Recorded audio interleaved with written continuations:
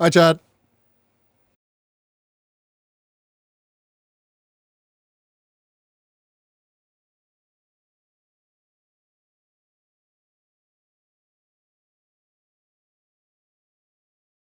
What? What? If you can, gather several buddies together and organize an impromptu lunch or dinner or any other activity that allows you to laugh, bond, and share. Huh?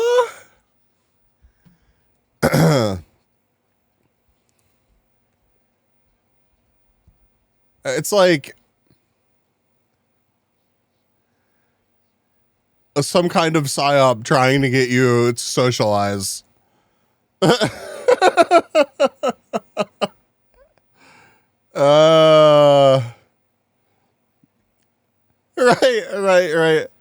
You're guaranteed a great time if you socialize or something, not just like socialize. Why are you throwing stuff at me?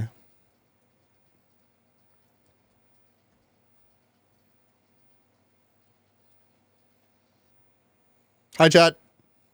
How are you?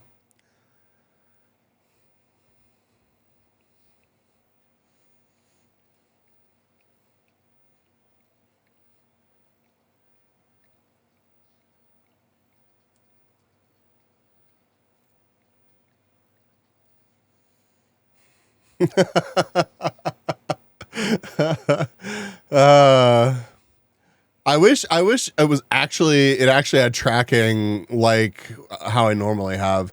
I guess I could fix it by, I could do this. Please hold.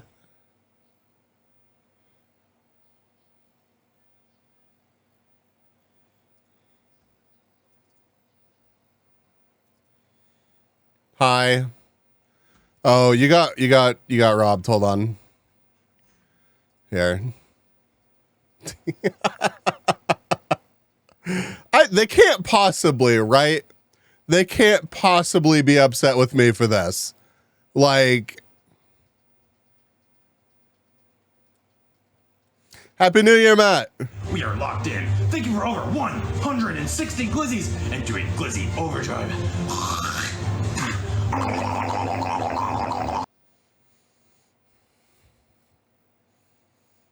What updated the terms of service? It's basically they are saying that they're going to crack down on implied nudity. It's now a bannable offense. Yeah, it is. We can go over it. I scanned it earlier. Thought you were just waving your meta at us? No, I was the black bar.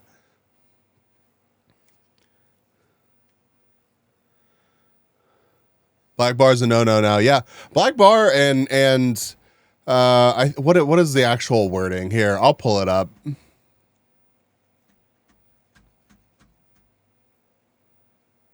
yeah, hello everybody. Welcome. Hi. Hey, look, it's OMG Butterfly or something. I forgot. You didn't forgot. How did you get here? If you forgot, you wouldn't have been here. Don't lie to me. But yeah, welcome in. Welcome 488. Welcome Joey, Shaper, Legion, Tinko, Whale, GT Man, Matt, Mid Valley, McLennan, Blizzy, Valkyrie. Anybody else that I missed? Probably Kyle. Did I say Matt? I don't know. Hi, Matt. Love you. Fergar, I saw your name in a Pippa video chat and I see. I don't even know who you are. Don't lie to me. Don't lie to me. Oh, that was Kyle. Definitely don't lie to me. I saw you this last weekend.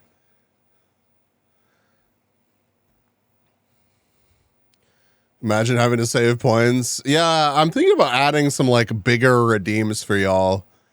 Like 20k or something, and you can get a sub for somebody, some stuff like that. 50K maybe.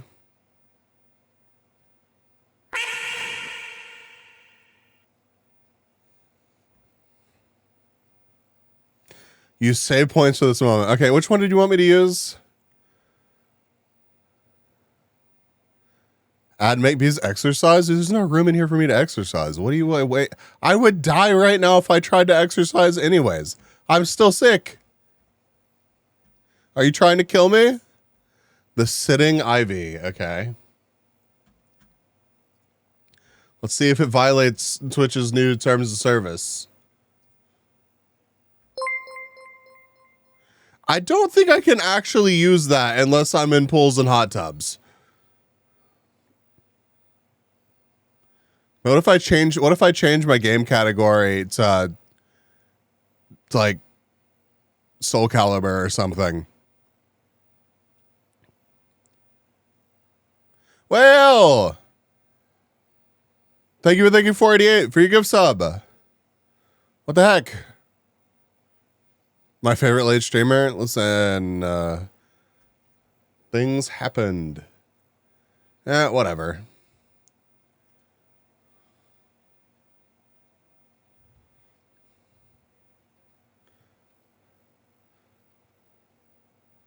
I am listening just out of pool. Oh, Jesus Christ. Here. Fine. Here. You know what?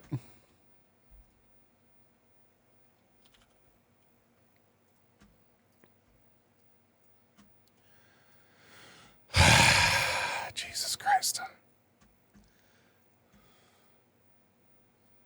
That's...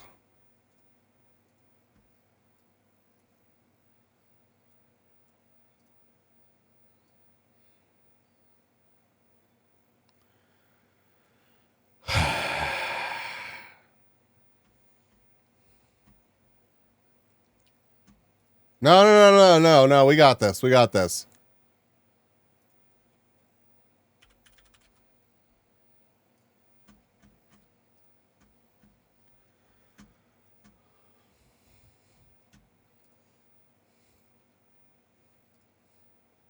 I don't think that you quite cleaned this up as well as you think you might have, Legion. This is going to be fantastic.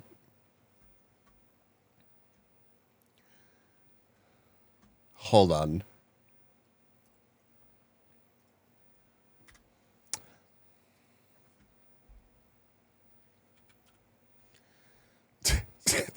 I love, hold on. I love the name of the file. Screenshot underscore 202-40101 underscore 223-309 underscore Samsung underscore internet underscore 1.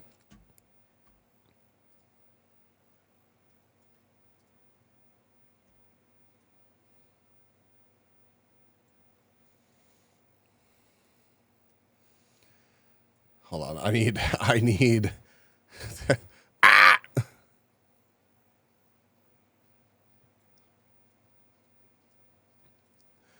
Jesus Christ.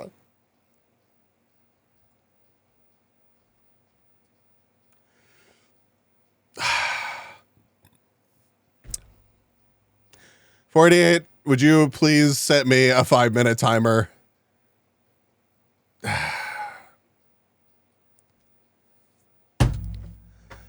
We're supposed to be talking about the new changes to the terms of service, not sitting in a hot tub. And then we're going to watch Jetlag later tonight. How we got here, God damn it. I didn't think about the fact that redeem would work in this form.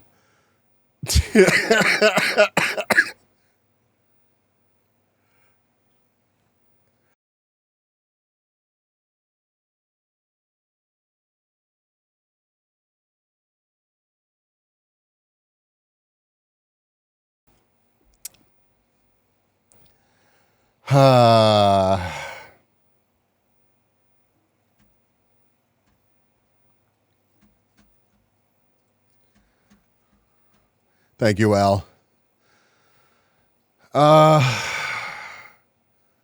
Okay, that's good to go.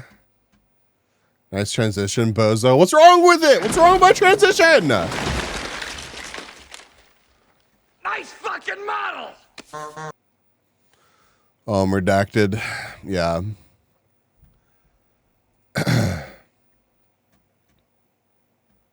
This woman, let's just call her No! one night. Let's not. Let's not talk to her or acknowledge her existence or anything. 20.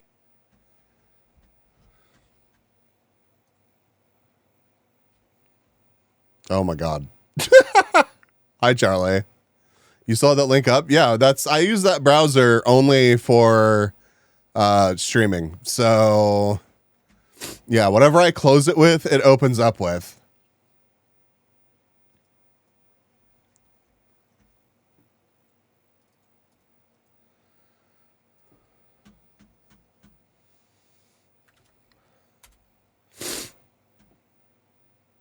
Bluetooth stick at the air. Yeah, that's all that is. That's all that is. Yeah, so we're updating our attire portion of our community guidelines to prohibit implied nudity while streaming on Twitch. This update... Nerdy Existence says, hey bees. Hi, Nerdy. Meta breaking bees. Uh-huh. After being ignored for 20 minutes at the home improvement store, it's amazing how quickly an employee assists you when you start a chainsaw. Yeah, no, I would believe that.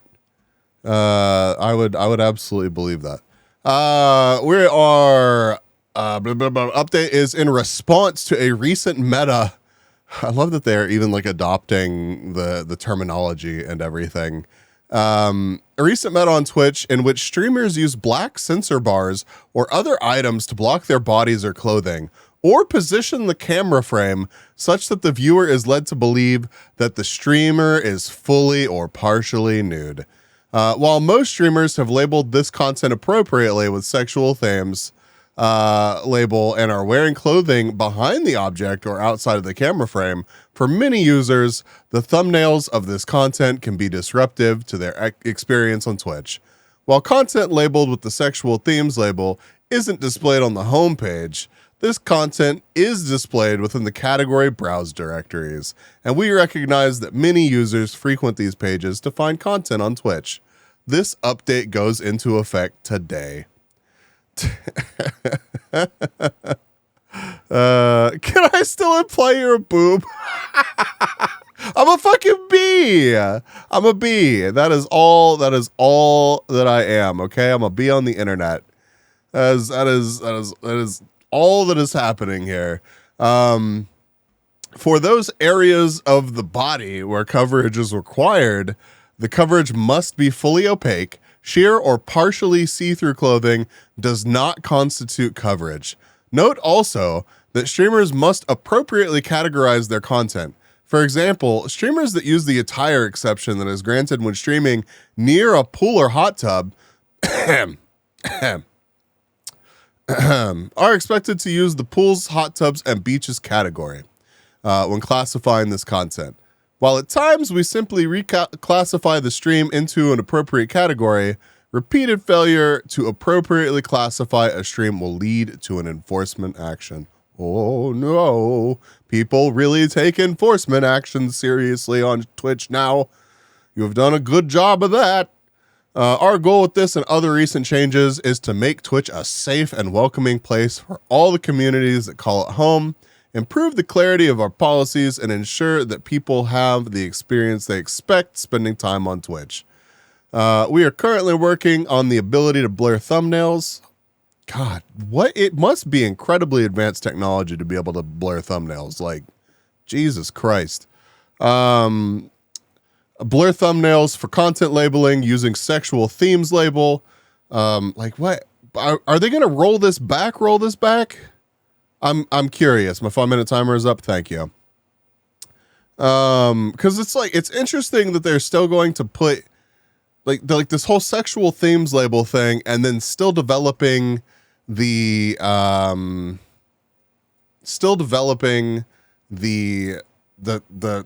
blurred thumbnails, things like that. Just makes me think that like we're going to see this walked back.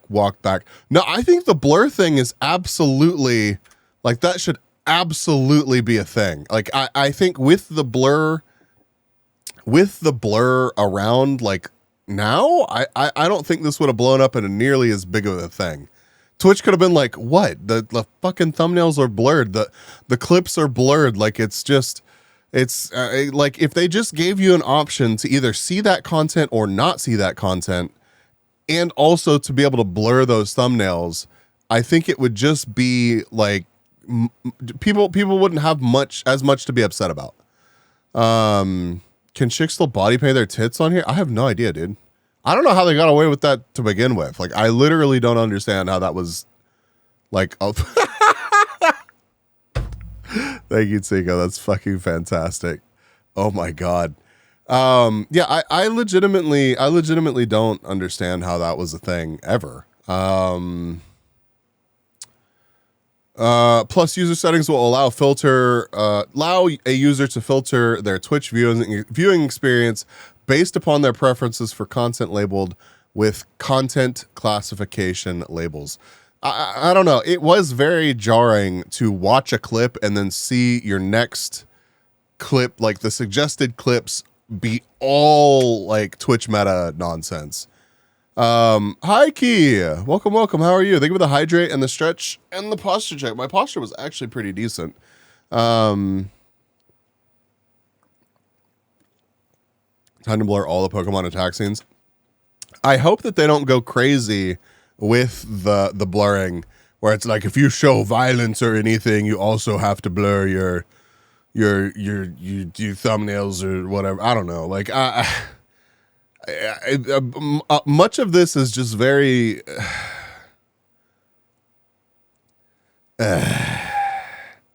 also I have to do this, like, since I'm already in the hot tub, like, I have to, at least for a little bit, like come on, it only makes sense. How am I doing? I'm fantastic. How are you? We can see your overlay. Whoa, that's crazy. Wasn't this what the 18 plus was for? Yeah, but the 18 plus never like blocked your stream from showing up in directories, and it never blocked your streams. Like, it never actually, like, you could flag your stream as 18 plus and be in like whatever category you wanted to, and just like have your titties out. That was just that was just how that went. And like, I don't know how many times I looked or watched a clip, and then I got done watching the clip and then immediately was blasted with just a bunch of Twitch meta clips. I don't really care. Like, it doesn't actually bother me. I don't really think that's what like Twitch is for. And I wish that they would just fucking decide what kind of website they want to be. I'm totally cool with them with banning implied nudity. Like, the problem is it's difficult to take a stance when it's taken this long for Twitch to make even this change, which is still like so. I mean, I have to cover my bald spot. Probably. Yeah. Just wear a hat. Yeah, toupee time. Exactly. We don't permit, let's see, the updated attire policy now reads, new language in bold. We don't permit streamers to be fully or partially nude, including exposing genitals or buttocks, nor do we permit streamers to imply suggesting that they are fully or partially nude, including but not limited to covering breasts or genitals with objects or sensor bars.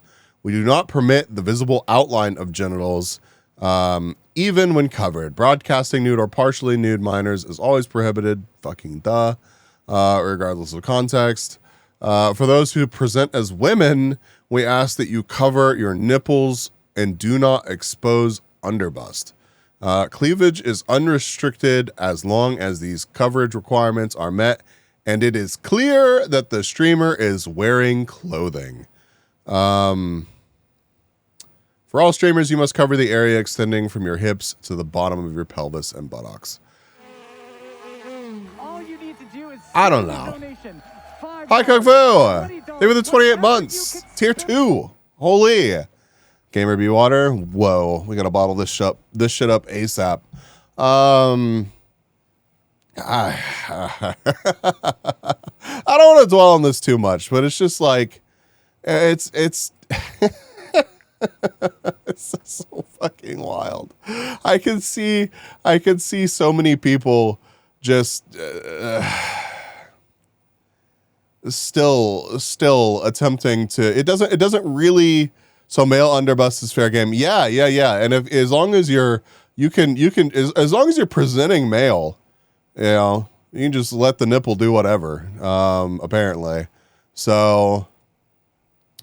Is that going to be the new meta? Just presenting male? Is that gonna be a thing? Dude, that works so well on that one, Cinco. Holy shit. That's so good. Welcome back. Well, what do you have? What'd you get to eat? What'd you nom on? Finboy's new meta. All you need to do is send $5, $20. Finally, no more bees tuber. Welcome, Dix. Holy shit. Yeah, welcome. My name's OMG Dix. Dick or Dix is fine. I'm a variety dick tuber. You catch me streaming right here on Twitch most days a week.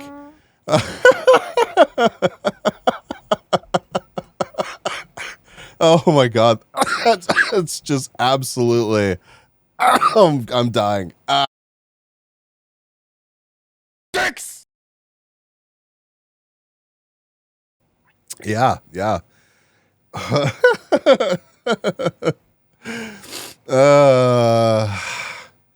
don't want to get too hung up on this tonight.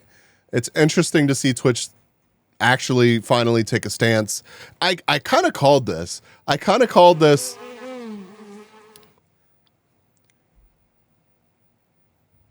I don't know if it's okay how it wiggles whenever you throw things at it.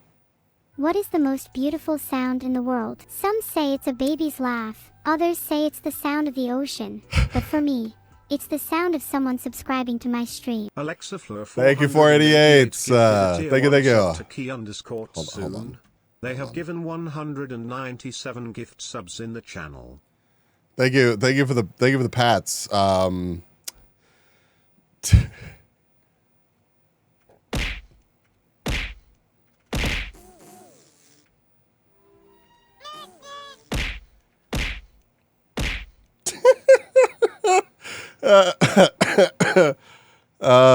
Well, if I do catch a 7-day for this, I will enjoy the break, I suppose. Oh my god. Listen, nothing is implied here. I'm just a fan of rectangles. Giant rectangles in hot tubs, all right? Beast called this back on Justin TV. No, I said that the people that were pushing the limits with all this meta shit were gonna fuck around and find out. And I was like, surely this was whenever the there's a fucking clip. There's a clip. Hold on. I can find it. I think I sent it to Brainy earlier today. Hi, little guy. Thank you for the follow. Ermum69699967 is now following. This is what he wished his monitor to look like, long and rectangular. Yes, I'm just, you know, wishing this into reality. Thank you for the hype train, by the way. 2 minutes left on the hype train, 30%. Appreciate it. Where is it? Where's my DM with Brainy? Wow. Oh yeah. Here. Baby, when I look at Twitch right now, I see so much potential, honey. Dude, I forgot how good Bun's text-to-speech was. I just made a clip of you, and that was in the recommended. Fuck. I don't know. Like seeing that just makes me be like, why the fuck did they even reverse the the artistic unity policy. Appreciate it. I don't know. I really genuinely think that these streamers are gonna fuck around and find out too. I really do. I think soon, like next week, we will see Twitch be like, hold up, like, wait, I'm lost. What's going on? We're just talking about the artistic nudity changes, how they got rolled back. Baby, when It wasn't next week. That was 19 days ago. But still, I kind of figured, all of this is such a mess. Well, okay, what specifically are we talking about here? Also, hi, Seahorse. Can we get a shout out? Can we get shout outs for like so many Probably people? falling on some kind of Not YouTube me. rabbit hole. Not a shout out for me. It's gonna be a chill stream. Last night took a lot out of me, but that's all right. 4.5 hour long stream. I enjoyed it a lot. If you missed it, we played a lot of The Division. We got such a tame clip. Alexa Fleur 400 Kyle, what are you doing for New Year's, by the way? Also, why is this a clip? They have given 100 Gotta figure out what I'm doing for New Year's. gift subs in the channel. You're pretty good for a maid. Precisely because I'm a maid. Oh yeah, no, that's What, you wanna totally try and fair. jump on That's me? totally fair, Seahorse. No, maybe.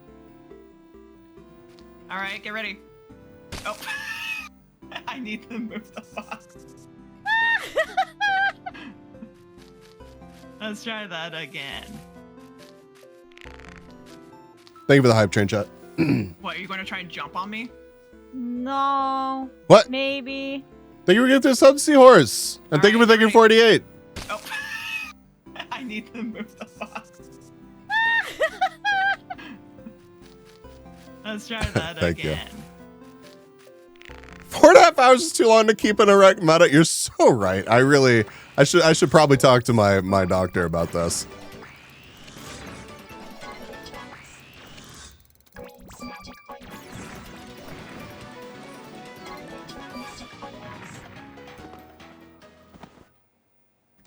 You gotta be fucking kidding me! Thank you for all the shout outs. Please check out all of my friends. They're all amazing. This. Oh, this is a PDA thing.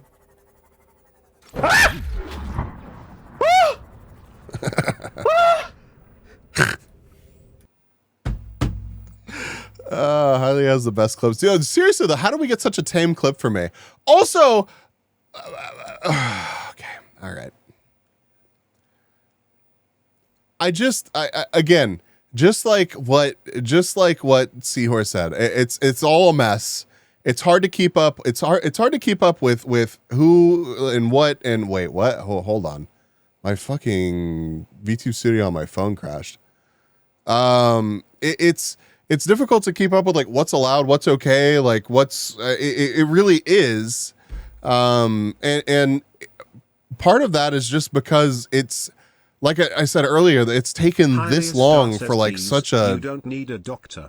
You need a coctor. I don't know what you're talking about. I need a rectangulologist or something. I don't know. There's nothing sus about my model right now. All right, nothing is implied here. Nothing is implied here. Yeah, Twitch just needs to decide what they are, and it's fine whatever they decide. But like I don't know. It's all so weird right now on this platform, and I don't want it. Part of the reason why I enjoy Twitch so much is kind of that weirdness, because I can get away with doing this.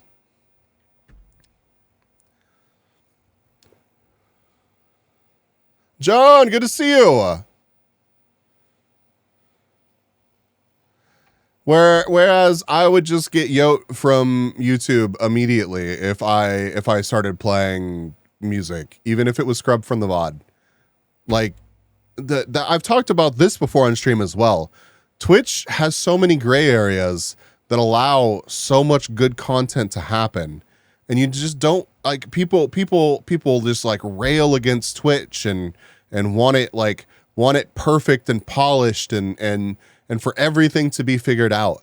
And really, honestly, when that happens is when Twitch is just complete. And I know Twitch is completely corporate, and that's part of the problem is that they have to answer to Daddy Bezos. But you know, as each one of these little gray areas disappears, We are locked in. Thank you for over 160 glizzies and doing glizzy overdrive. yeah, Bezos and MasterCard as well. Yeah, all the payment processors, all that stuff. Oh God, all the glizzies. It's like having a geriatric hippie CEO as an issue.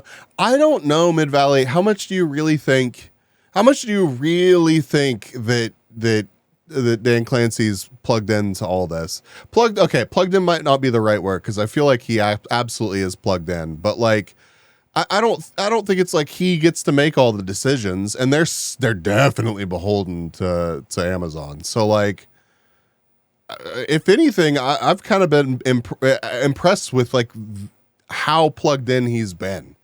Yeah, it's.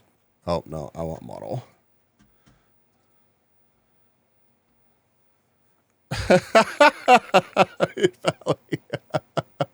Amazon and lawyers are gonna make the call on this. Yeah. Yep. I don't know. It's. Do I think? Okay, I'll just say this. Do I personally want Twitch to be OnlyFans Lite? I personally don't. However, am I going to be distraught if Twitch makes decisions that make them that? No. This will still be my preferred streaming platform. They just need to put the right tools in place to give people the experience that they want on the platform. So who needs more than Up anyway? Bro, I don't know. Hi, I'm here. Welcome. Hi, Brainy. Hi, Hatu. Welcome.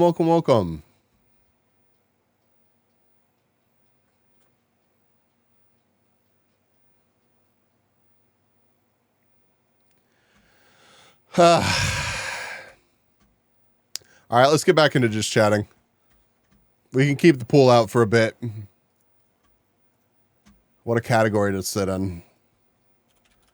You're welcome, Legend. Jesus Christ. I'm here and just realized I got 3 gacha games open. Stop.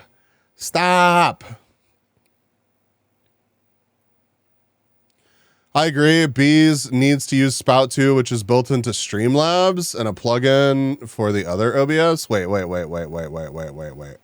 we talking about? What's Sprout?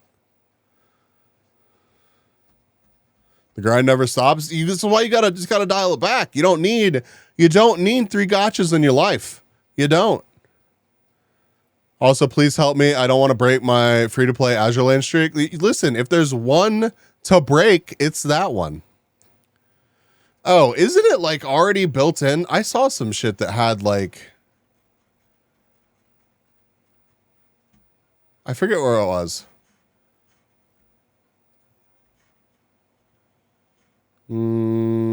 Yeah, it's right here.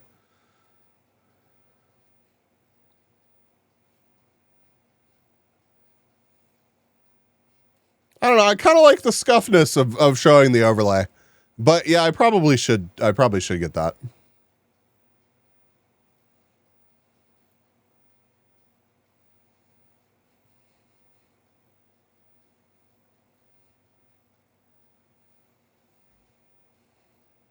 I hope if Bees has this clip, I need the audio. Wait, what? What are we talking about?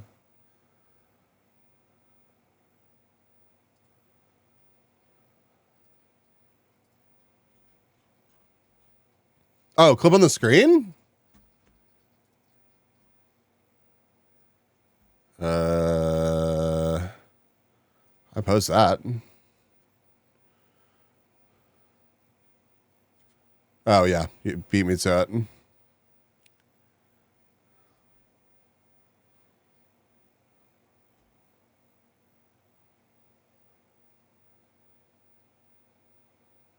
Streamlabs OBS doesn't support plugins last time I checked on all this, but it has been a few months.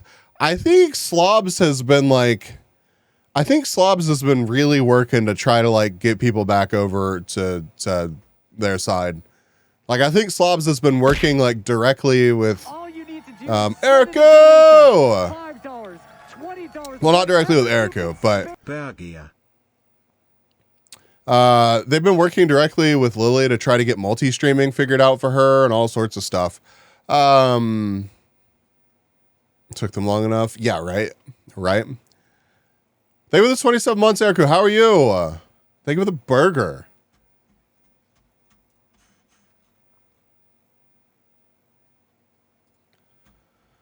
It's been so long. It has been a minute. It has been a minute.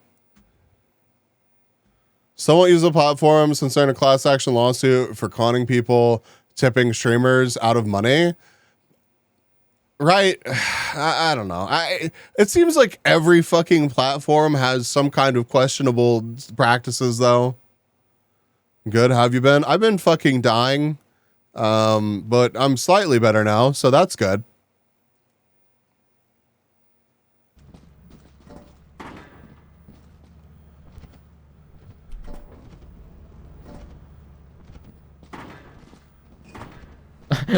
What the fuck? Son, sell it.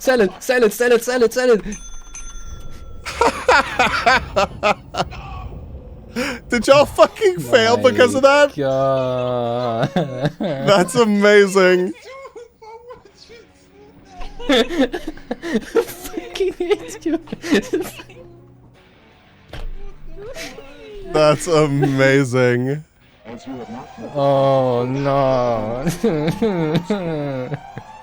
Welcome to our discipline. Can I get a listen? Listen! I'm gonna give you a listen during the middle of a bunch of other audio just to be a big pain in the ass about it.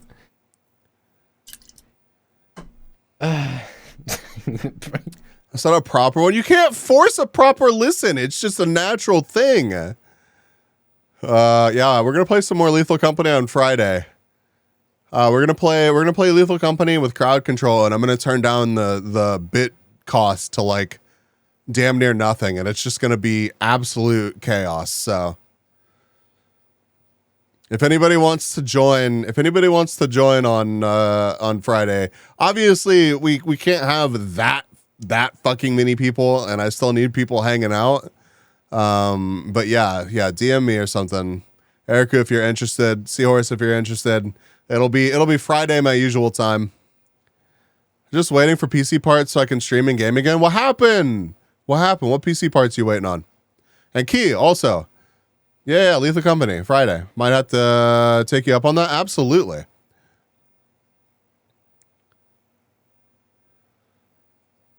Force a listen. Thank God Subaru got rid of the STI. That just makes me fucking sad, all right?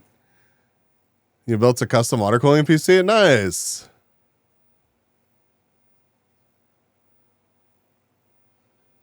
Huh? You do me a different question? Okay. Got my secondary PC I could use? Do it.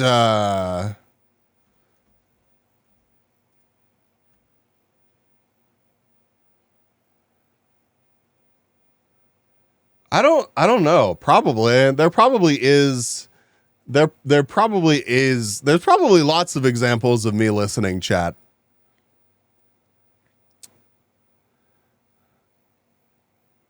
I could try to give you a decent listen.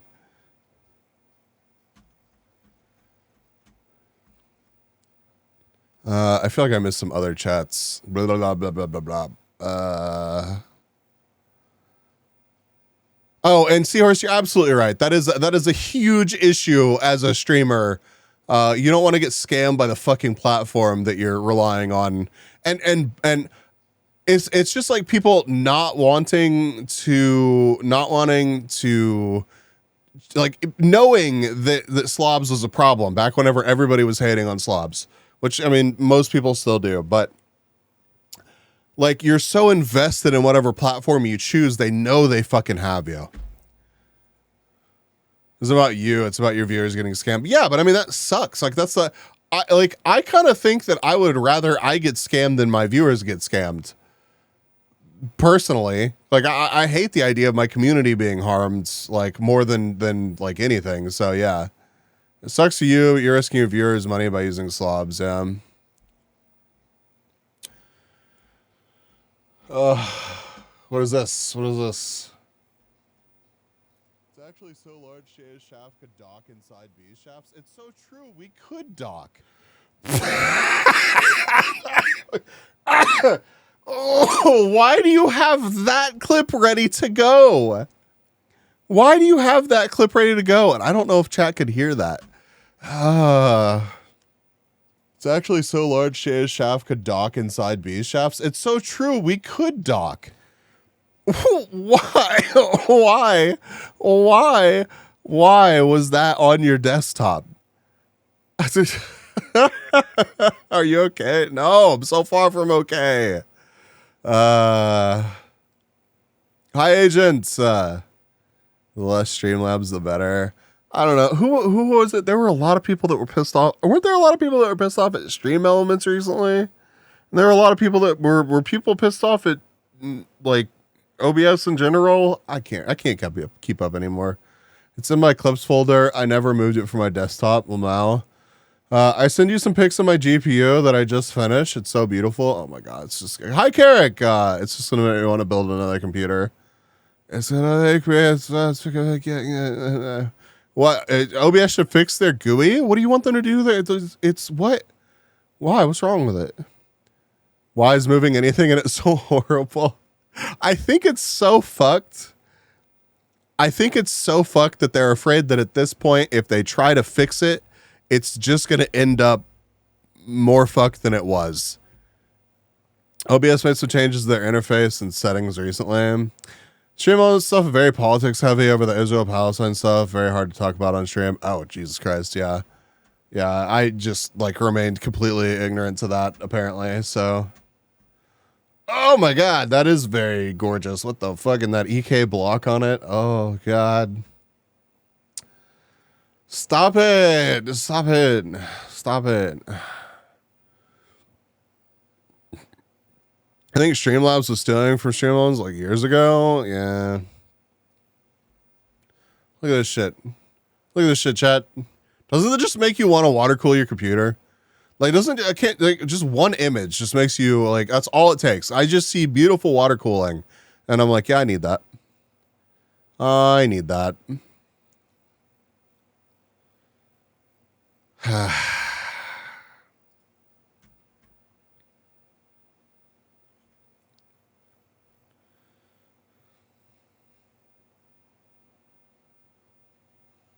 Makes me want to have a desktop, right?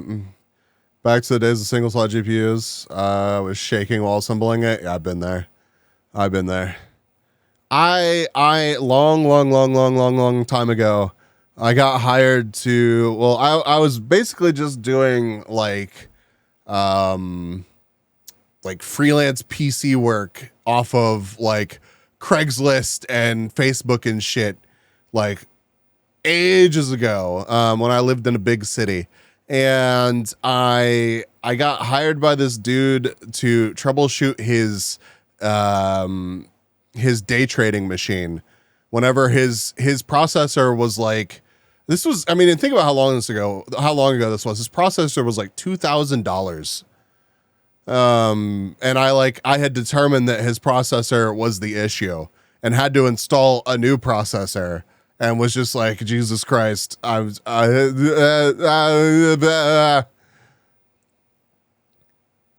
things that are very expensive and very fragile. You're just like,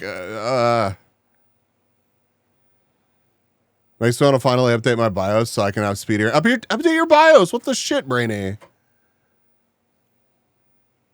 Why have you not updated your BIOS yet?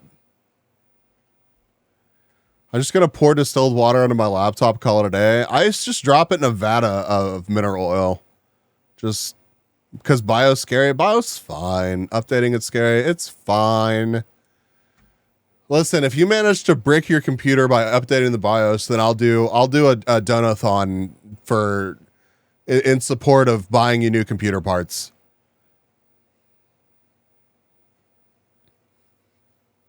Yeah, I think Brainy's working with some, like, it's not old hardware, but it's not the most modern. So it's probably not, like, you know, absolutely the most simple it could be, but it should still be very safe. BIOS is baby stuff now compared to 20 years ago. Yeah. Brady just threw his PC against the wall. Listen, we gotta get my editor a solid editing rig, okay? I'm just gonna need you to go to Brainy's Ko-Fi and just pour money into Brainy's account, okay? 8 years old, it can be overclocked for a fair bit. Yeah, but you want stability, and it's already 8 years old. It's already 8 years old. Do you really want to be overclocking 8-year-old hardware? Make sure you enable reverting to old versions in your settings. Now you have a backup. Why not? I just trust it less. And I feel like, well, I guess if it hasn't been updated or if it hasn't been overclocked this whole time, then it's probably not degraded or anything. I ran my last computer into the ground and just had to keep feeding it more and more voltage over its lifetime. Let me build him one. God, I would love that, Erica. 8 years isn't that old. I was using a 12-year-old computer for my current one. John, but you have to admit, 8 years old and it's okay. Maybe it's not as old as like it would have been, 15 years ago when you're talking about like jumping from like Core 2 Duo to a fucking i7 or something. But to be honest, right now, I don't have XMP profile for my new RAM. Give me 3 cents and 2 toenails and I'll build it. Take them up on that offer.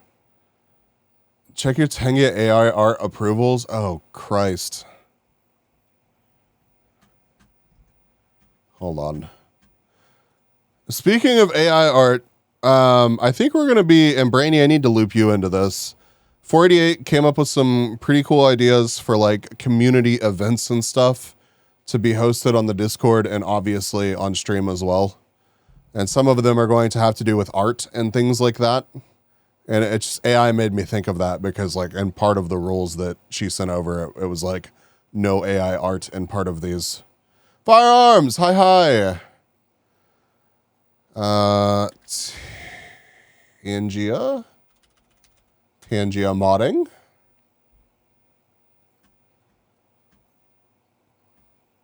Oh, okay. How do I approve this?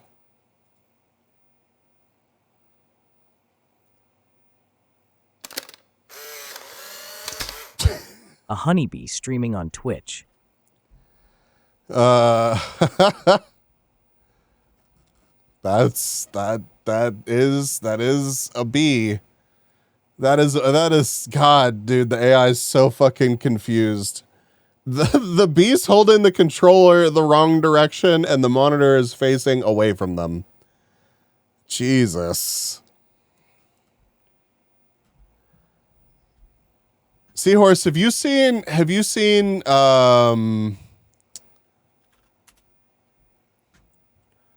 I hate to do this. Hey, Mogul Mail's already got a video about this shit. Shocking. I'm sure pretty much everybody does. You might have noticed that I've been uploading on this channel less. Moon, hi.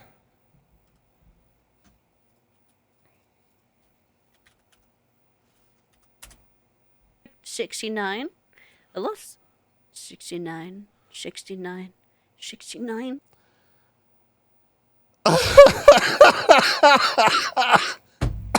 What?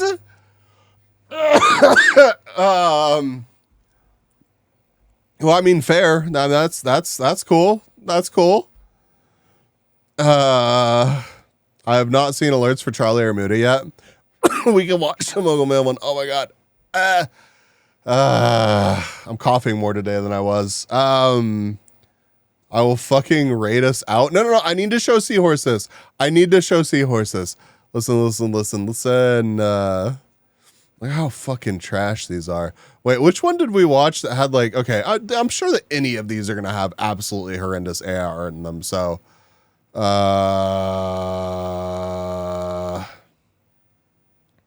motorcycle rider, younger brother shot.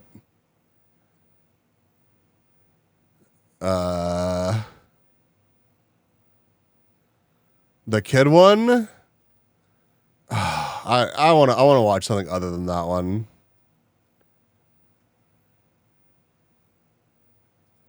This TikToker, her name's Dopahontas. And no, this guy's face is AI. I don't know what all about this. I don't know what all about this is AI.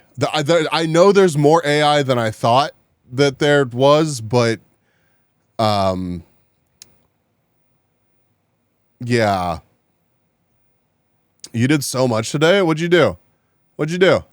And she normally makes TikToks about her life and her dog and stuff like that. But one day, her followers let her know that someone made a fake TikTok account pretending to be her. Not only that, this person ripped all her videos and posted them. A lot of reading, nice. And then posted a link to a website that's selling tarot card readings so that they could make money. So Dobahana sees this and she hates this because apparently this keeps happening to her. This is getting out of hand. It's harassment at this point. So she gets fed up and she's determined to figure out who. Dude, this in the same angry face, dude. The same angry face. So she goes to the website, she finds an email address, and she Googles that email address. That email address is linked to a YouTube page, this YouTube page. And the page is owned by this woman who we'll call Tarot Lady, because she does tarot card readings. So Dobahana sees this and she's like, this is the person making the fake account? Like, I gotta look at the hands. I gotta look at the hands. So Dobahana sees this.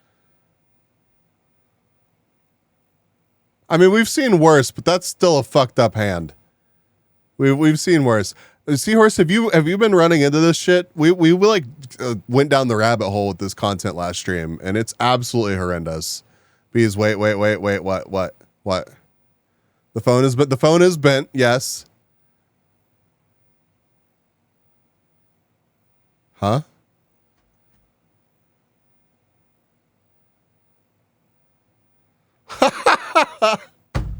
Dude, what?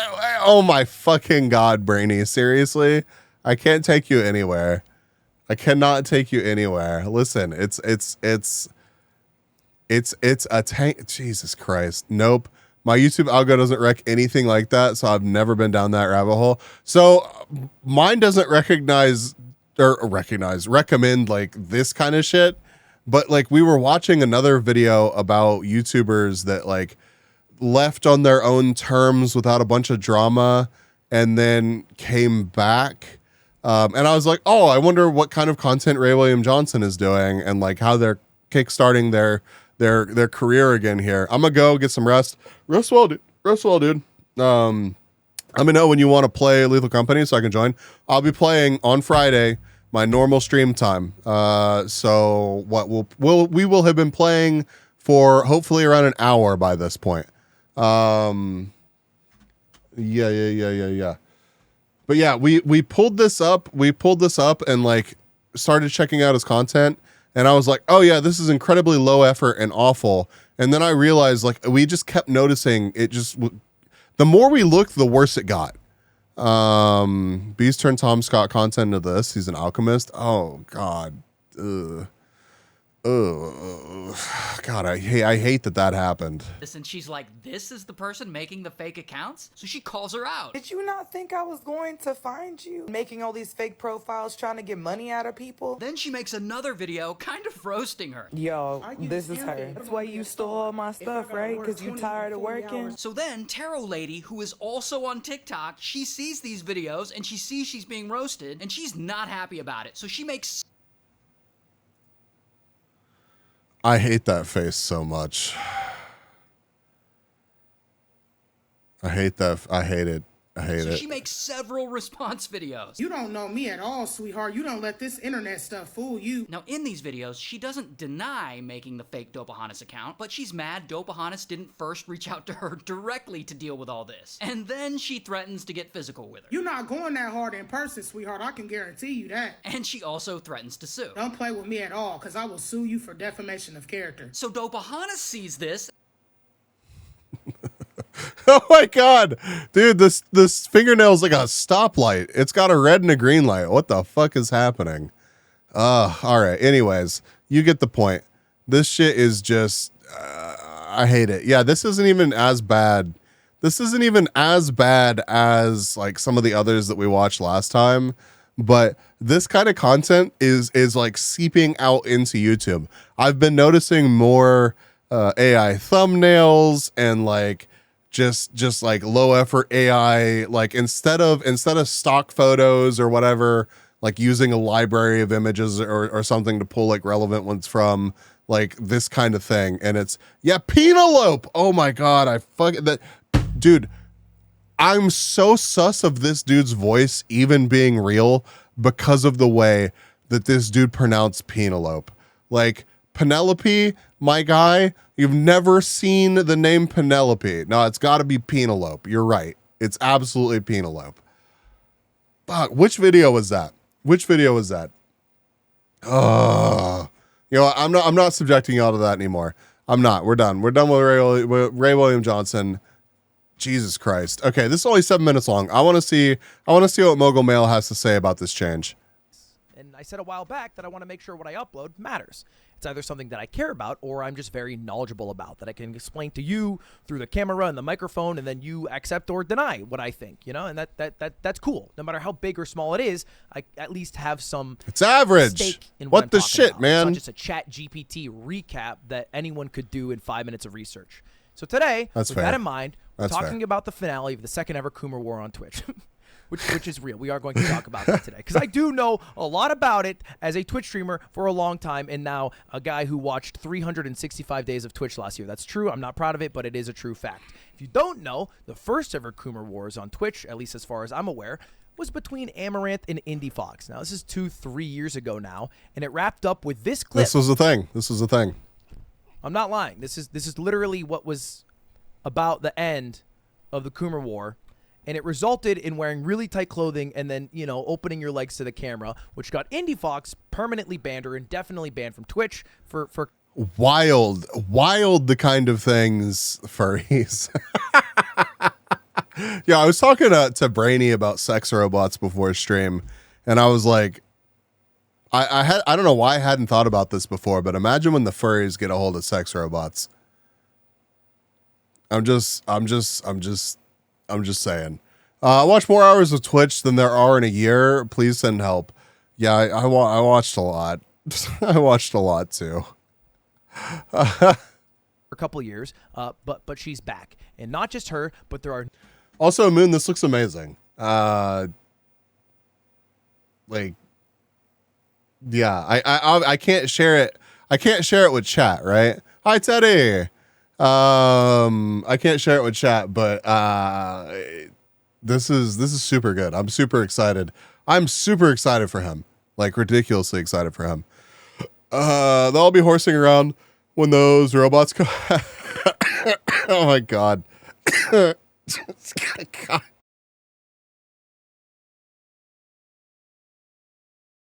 new players in the game who have been innovating in the Coomer Wars. And we'll get to that in just a moment. But first, we got to talk about what the title's about, because I made a video of the new Twitch meta not too long ago. It's over. It's dead. A new update from Twitch says, we don't permit streamers to be fully or partially nude, including exposing genitals or buttocks, nor do we permit streamers to imply or suggest that they are fully or partially nude, including but not limited to covering breasts, genitals, objects, or censored bars. Which is crazy that they had to write that down, but they did because the innovations went crazy. And quick recap, it looked like this. And this. It was basically bubble porn, but they were actually nude. I mean, it went to a point where even Tectone started going on stream, throwing a black bar over his cock and ball and pretending to be... Jack their fucking shit off. Yeah, you get the idea.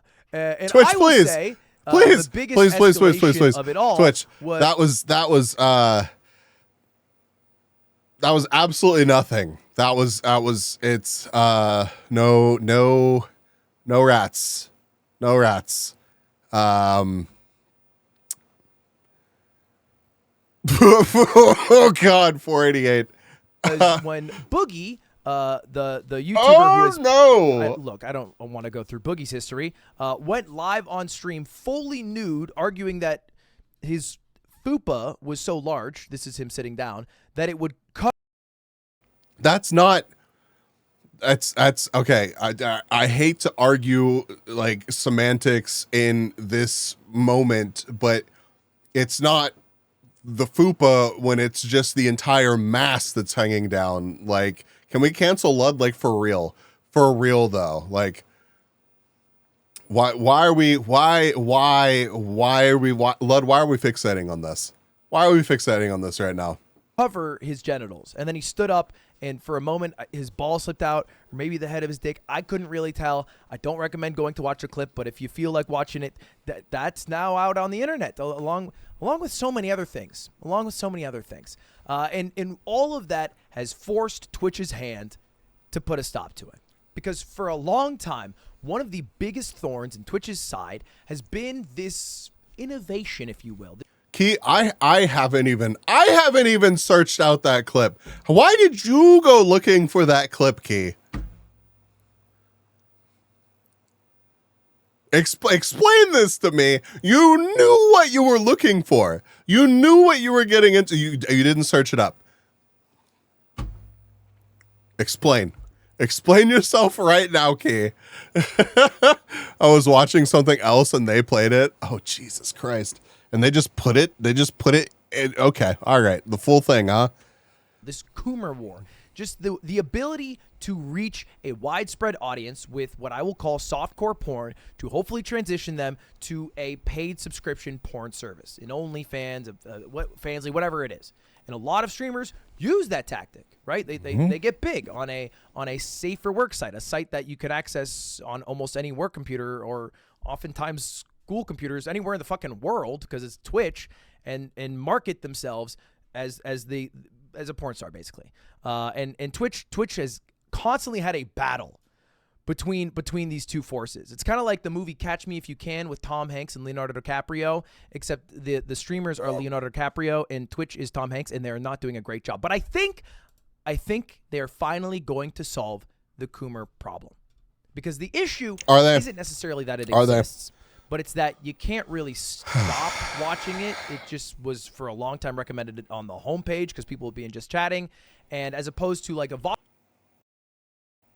a certain party site, Lemon Party. Can we cancel Brainy? odd service like YouTube, where nude yoga does exist, unless you look it up, it will never be serviced to you. Twitch, oh no. No,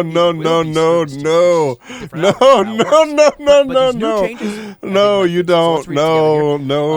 The one thing they're saying is that you have to be sure to accurately denote which category you are. Don't bring Tinko up in the middle of this. And no, don't look that up. Do not look that up. I have not heard Lemon Party in so long. I'm just waiting for streamers to take it to the next level. Have a call-in feature, then boom, Babe Station Light. Bruh. I'll add it to the things of list to the list of things to avoid. Yeah, you should. You should. Do not visit the page. You are in. And they're basically saying, hey, our pools, hot tubs, and beaches category is basically our 18 plus category now. They didn't say that outright, but they did say that you're going to be wearing attire that you would normally wear near a pool or hot tub, then go to that category. All right? It's not a category if you're looking for somebody on a nice beach trip. It's if people are in bikinis and whatnot. And if you miscategorize yourself in just chatting to maybe get more viewers, because more people are in that category, we will recategorize you to that category, pools, hot tubs, and beaches, or just outright ban you if you keep abusing that, because they want everybody in there. And if you go to it, Well, it's exactly what is labeled. It's an 18 plus category. That's what this is. I mean, look. It's not even just an 18 plus category. It's basically an anything goes category. I'm pretty sure people are streaming anime and movies, and you can do almost anything, right? This is the final frontier of Twitch. We were just there, chat. We were just in that category. I got a follow from somebody that saw this happening and decided to wander in here and hang out while we were in pools and hot tubs, probably near the top of the category, because it's not usually like, it is a busy category, but it is nowhere near as busy as just chatting. For sure. And the reality is they've realized they're not gonna beat those types of streamers who are trying to advertise some outside porn site. They're just not going to beat them. They could. So they might as well contain them. Because the innovations don't stop, right? They banned the censor bar meta, and now this is the new meta. Oh my god. So, like, you know, it's a losing battle. And how are they going to win it? Containing everybody into this hot tubs, pools, hot tubs, and beaches category, and then adding 2 new features. The first one is blurring the thumbnails of suggestive content in that category, which they're saying here. We're working on blurring thumbnails. And then the second one is just having the ability to turn off any sort of like sexual content. Basically, just turn off the pools, hot tubs, and beaches category as a whole.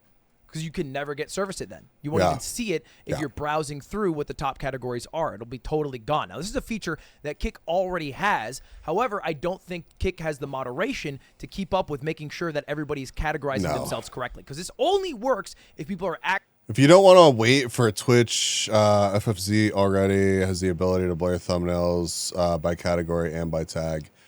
That's so insane that a add-on. I mean, it's not insane, and it's probably easier for something like them to make a sweeping change like that. So I don't want to be too hard on Twitch for that, but I think when you step back and where's the cock black bar? What do you mean it's still there? Well, we are following the new guidelines. Okay. All right. Like orders of magnitude. Yeah. So like, I get it. But I still think that this whole like thumbnail blurring thing, like should have been something that Twitch thought about before they were like, artistic nudity, bring it on. So it's just like mind-boggling to me. Add-ons are almost always ahead of the service. Well, I mean, add-ons get to just like flop it down on the table and be like, here it is. Whereas whenever you're actually like developing a piece of software, website, whatever, not only do you have to consider all of the other systems that are like intertwined with one another, but then you've got to follow all the protocols that your business has set up for making changes like that, jumping through all the hoops and approvals and testing, and it's just a completely different thing. And I know I'm probably preaching to the choir, but some people are not aware of that. Like I work for a company that like that's like I'm very aware of that kind of process. So I try not to be too hard on. I try to be pretty patient whenever it comes to me using a service and being like, these changes are so obvious. Why aren't you doing these things? Because I know that there's a lot of hoops to jump through. Plus, honestly, the bigger the company gets, the worse all this gets. 100 million bajillion %. Absolutely. Yep. Gonna eep though, Nanai. Getting late. Yeah. Rest well, Moon. Rest well. I hope to see. Well, I mean, I'm gonna talk to you tomorrow, obviously, because I talk to you like every day. But I hope we hang out on Friday and do Lethal Company and stuff. But actually forced to use the pools, hot tubs, and beaches. If they're able to use just chatting, well then it didn't matter that you went through the toggle process and the blur process. it'll be whatever. I don't know what time my stream started for you today. I'll figure it out. I'll let you know. The above at you. What do you think? Do you think it was an intentional move to justify a crackdown? They knew people would be stupid about it. Turn it up to 11. Is it me, or do girls either say I slay guys or I get none? Anyway, I hope Twitch doesn't burn itself out entirely.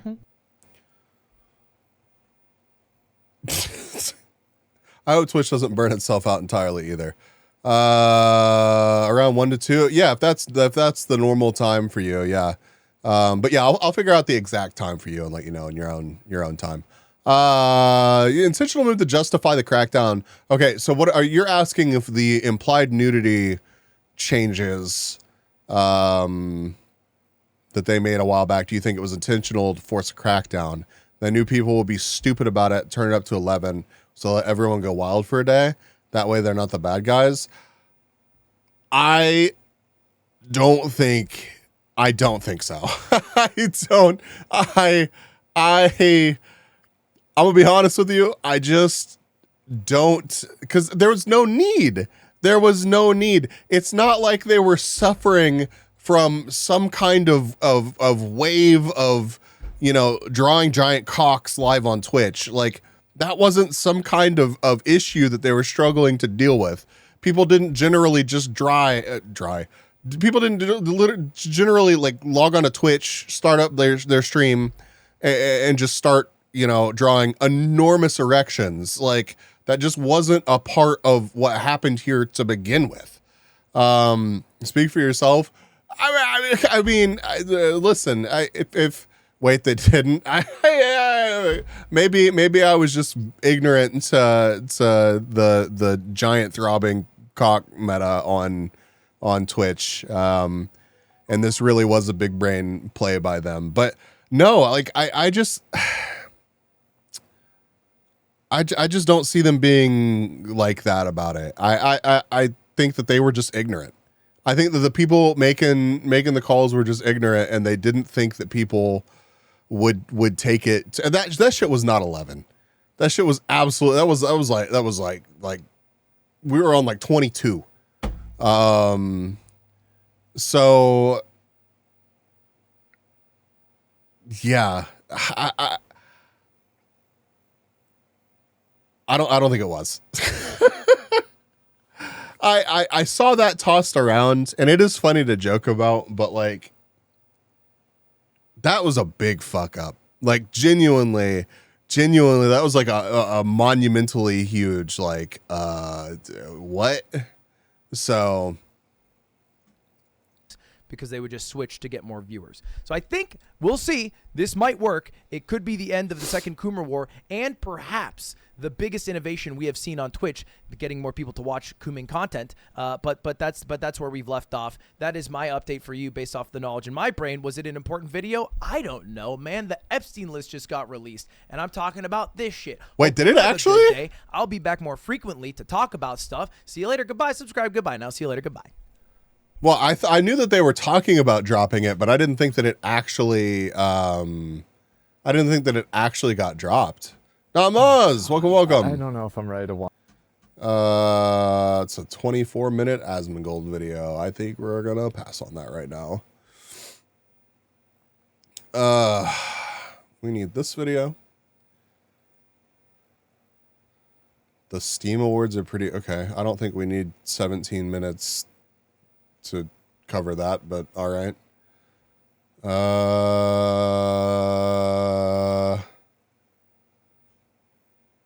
This got recommended to watch on stream. Check DM real quick about add-ons. Oh, okay, cool. Oh.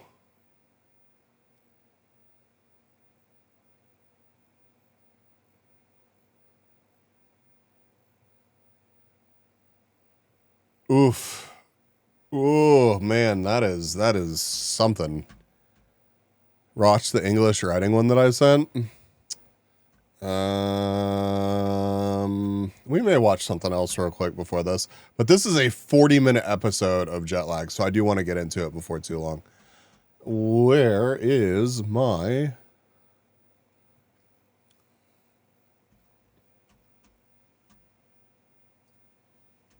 That is fucking crazy, Brainy. Holy.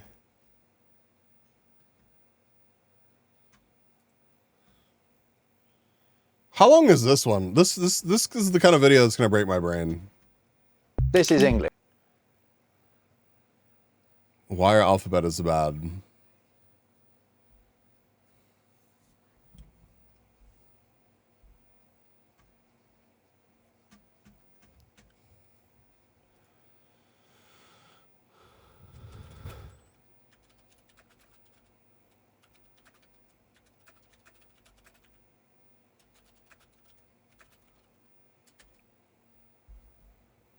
English alphabet sucks for real. Fine. We can watch this. I'll be the judge of that. English. But so is this. And this one's better. And I'm going to show you how to use it. You know one of the reasons why English with the Roman alphabet? And I'm going to show y'all say letters in 20 ways? What do you mean? You how to use it. You know one of the reasons why English spelling is such a mess, and it is a mess, is that we're using the wrong alphabet. What's wrong with the Roman alphabet? Well, there is a clue in the name. It was originally used by the Romans, and the Romans were not speaking English. That's why their alphabet doesn't have a letter. Anyone that can pronounce yacht on the first try is a fucking hero.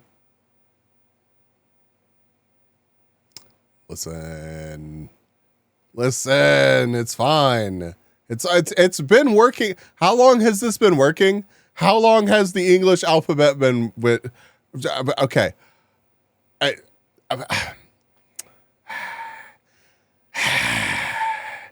just want to change shit. Y'all just can't be happy. For the in that, or the ch in chat, or the sh in share. It also has nowhere near enough vowels to represent all of the English vowel sounds. Now, we've done our best over the centuries to try and deal with that by hashing together letters, by doubling, tripling, or even quadrupling them in a way that is, to say the least, inconsistent. So is it time for a change? Is it time for this? This is the Shavian alphabet, an alphabet designed... Wait. Why has it got to be called the Shavian alphabet? How'd they come up with that? Specifically for the English language. Every sound that you can think of in any word you can think of in English is represented by these 48 letters. Okay. Just a second. That's too many letters, man. Have a look at this book. It's the first one ever published in the Shavian alphabet back in 1962. And it even comes... I'm sorry if it hasn't caught... It was put out a book using it in 1962. I hadn't caught on yet. Oh! I always forget about Loomies. And then we get Loomies, and it makes me happy. With an explanation of how to read and understand the Shavian alphabet. It's Androcles and the Lion by George Bernard Shaw, the Irish playwright and Nobel laureate. The Shavian alphabet is named after George Bernard Shaw, but he did not invent it. Let me explain. You see, George Bernard Shaw... Hey, just you got to keep track of like 2 times as many letters, and a lot of them look real fucking similar. You got this, right? Or thought that the alphabet that we're currently using was trash. Thank you for the hydrate. He saw the alphabet as a tool of his professional craft and thought it was extremely inefficient. So it was kind of a lifelong passion of his to fix it. That's Evan Gallagher, who runs Shavian.info. And you'd struggle to find anyone alive today who knows more about Shavian than him. He's going to help us understand how it all works. As a writer, he just wanted to save a lot of time and a lot of money and save ink and paper in printing books and the like, and frequently came back to that argument during his life. Now, Shaw was too busy being one of the preeminent writers of his day to fix the problem himself. However, he left a vast amount of money in his will to enable someone else to do it. But after Shaw's death in 1950, things got messy. Stick around to find out. First, to get a bit used to the Shavian alphabet and how darn efficient it is, keep an eye on the captions in this next bit, because I just want to introduce you quickly to something I've been having a lot of fun with just recently, and that's War Thunder. It's a vehicle combat game you can play for free on your PC, Xbox or PlayStation, where the makers have paid ridiculously close attention to detail. They've recreated the most iconic tanks, planes, helicopters and ships from the past century right down to their individual components. And you can ride them into battle in a full 4K immersive experience. If you're a history geek like me, if you're into your World War II and Cold War, this is a great game for you. I had a lot of fun flying around in my vintage British fighter plane, or just using my keyboard and mouse too. I love customizing the vehicles, the music really sets the scene, the sound effects are just satisfying, and you can tell it's been lovingly made. So play War Thunder for free on PC, Xbox and PlayStation. Use my link below to download the game and get your exclusive bonus, multiple premium vehicles, a premium account, an exclusive 3D decorator for your vehicles, and much, much more. See you on the battlefield. What is the most So George beautiful Bernard Shaw leaves sound much of his in the fortune to the world? sole pursuit Some of say inventing it's a a baby's new laugh. Who's Others that? say it's the sound of the ocean. But for me, it's the sound of someone subscribing to my stream. Rickety, thank you for 9 months. Baby in it. God. Don't forget to join their Reddit so you too can go to prison for leaking classified documents. Well, it's the Discord. You got to join the Discord.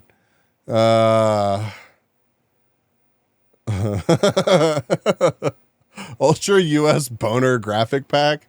I want the Ultra US Boner Graphic Pack. So, where's my Ultra US Boner Graphic Pack? What the shit? That sounds awesome. What do you think happens next? How are you? Well, I'm exactly alive. what GBS I'm doing certainly well. knew would happen. The will is contested by a couple of worthy organisations who felt the money really ought to have been in their hands. In the end, the dispute was settled out of court, and the £100,000 Shaw initially left to the Alphabet project was busted down to a rather more modest £8,300. That was more than enough to run a competition with a cash prize of £500,000 for someone to design the new alphabet. An alphabet that Bernard Shaw insisted would need to have... So y'all want us to replace our alphabet with an alphabet that somebody came up with for a cash prize, and the second letter is the number 1.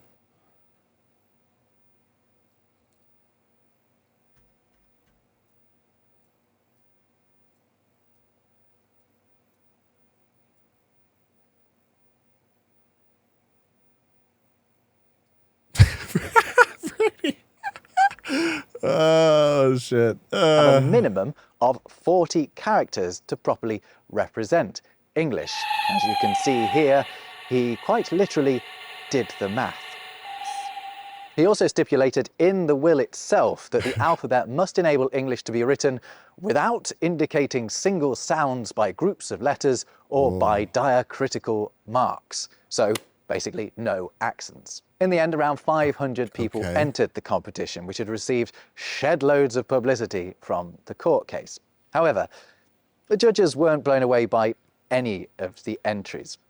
Inventing an alphabet is hard, it turns out. I should know. I've tried. Yes, all right, I should have got rid of C. You can stop telling me now. The prize money ended up being shared between Why would you get rid of C? 4 entrants. What's wrong with but C? after a bit of refining, one of the 4 alphabets emerged ultimately victorious. This one, by an art graduate named Ronald Kingsley Reid, a man who... Bro, man, this really is just the number 1. And then, like, what are...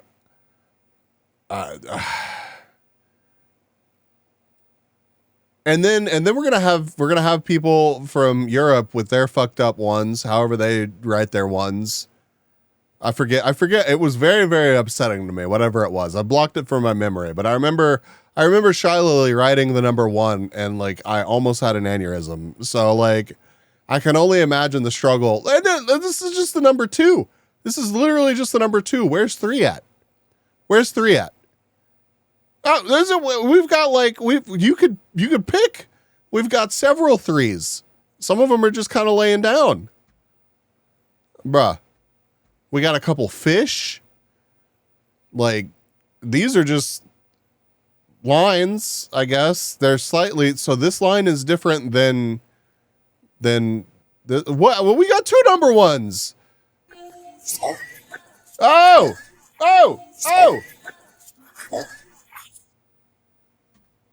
Jesus Christ, dude. Hi, Polkadog. There are like 4 7s. Yeah, there are a lot of numbers in this alphabet. There's a lot of numbers in this alphabet. Be described as letter obsessed. This is the Shavian alphabet. More like number obsessed. So let's get to know these characters better. Well, all good introductions begin. And Caddy tried for you to see the difference in K and some other K, right? What's up with the other K? With a name, and each letter in Shavian is named using an existing English word that contains the sound the letter represents. Some of the names are kind of cute, like... Well, of course, you just flip them upside down. You gotta come up with like 40 fucking letters or whatever. Right, Rickety? Peep for the P sound, and haha for the H. Others are less adorable, like gag and ooze. Yeah, and some of them are just that's, a bit strange. I mean, what's Ian doing in there?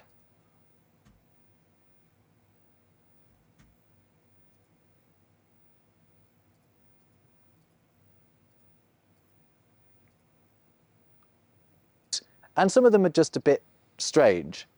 Oh, no, just kidding. Actually, oil is part of this alphabet. So no, we can go ahead and move forward with this plan. We're good. Actually. Yeah. It's perfect. I don't think this could be improved, actually. We could just go ahead and roll this out to the whole world. If they're not using this alphabet, then by God, they're going to be using this alphabet. I mean, what's Ian doing in there? Who invited Ian? Anyway, those are the names, but what about the shapes? The Shavian alphabet was designed at a time when handwriting was still, I guess, the dominant way that most people in everyday life use the alphabet. And each letter was designed to be written with a single... Also, I like how gag was literally the first one that 488's like, I gotta point one out, it's gonna be gag. Stroke of the pen.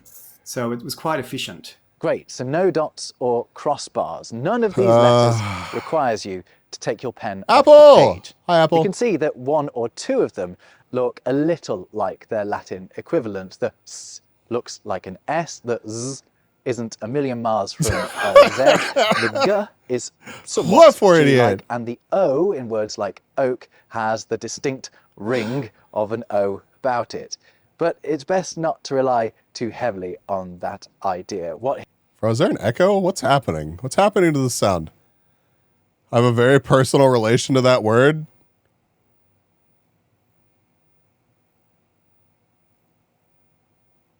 Here is a dead ringer for a C, is actually the L sound. And this very V-like fellow actually means ooh. Sorry to butt in, Rob, but it's actually more like an O sound. Still isn't a V, though. But anyway, mostly these letters look nothing like the Latin alphabet, and that's because their shapes follow a logic that our existing alphabet does not. Their shapes are based on their sounds. You see all these tall letters? All but 2 of them represent what are called voiceless consonants. These are the consonant sounds you make without using your vocal cords. Sounds like P, T, and S, which you make just using your breath and your lips. Go on, try it. P, T, S. P, T, S. You see? Not using your vocal cords. I can't handle this man making these sounds. Letters represent the consonants where you do use your vocal cords, like B, D, and Z. Can you hear it? B, D, Z. Your turn again. We are summoning a demon. You'll notice that a lot of the deep letters are just the tall letters rotated through 180 degrees. And that's because we did notice that. And P, for example, are similar to each other. Just one of them is voiced. The same goes for D and T and others there too. The remaining 4 tall and deep letters, yay, hung, whoa, and ha-ha, are just designed that way for convenience. Bro, I cannot take an alphabet seriously if it includes ha-ha. What? I think it's to stop them being confused with others. I'm not totally sure. The others being the so-called short letters, which include what are known as the liquid consonants, as at the start of lol, and raw, the nasal consonants. Oh my god, dude. Oh my god. The vowel sounds. Have you ever noticed that all our existing vowels are short letters too? So that's the 40 sounds George Bernard Shaw reckoned we needed letters for. So what about the other 8 in Shavian? Roar, well, XD. These are all compound characters that incorporate common combinations of sounds, like ear and you. What about But there we have it, our new phonetic English alphabet. Except, hold on a second, is it actually phonetic? Evan? It's often described as phonetic, but I think really it's better described as phonemic, which means that it... Oh no. Oh God, Brady. Oh, you can't just hit me with that. Oh.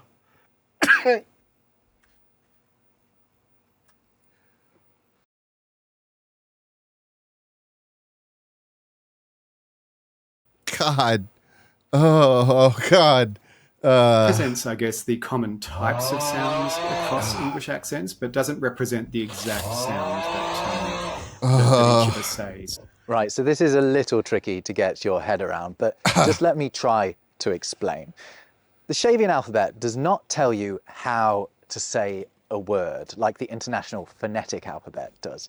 It tells you which of the sounds in your own personal... Please add that as an emote, please. repository of sounds to apply, because not everyone speaks English the same way. So for example, think of how you say the word helicopter, specifically helicopter, how you say the end of that word. Do you actually pronounce the R? Because I don't. I say helicopter, as do speakers helicopter? Of British received pronunciation or yeah, well, you're fucking wrong, buddy. Australians like Evan. Authorities are investigating the conduct of a peckish pilot who landed his helicopter right next to a Macca's to pick up his takeaway. But hi, Rory. So-called welcome. Thank you for being English, here. Just as an example. I'm sorry I'm yelling at a person for being wrong about how they pronounce helicopter. I would say that usually I don't scream at people and get this angry, but hi. Do pronounce the R. Helicopter. Can you hear that? I usually say hub. Ooh. I see you slam all these words, these letters together that just don't make any sense, and my American brain just can't handle this. I just we're gonna read that as hub scraper, and that's that. Sound, despite my atrocious attempt at an American accent.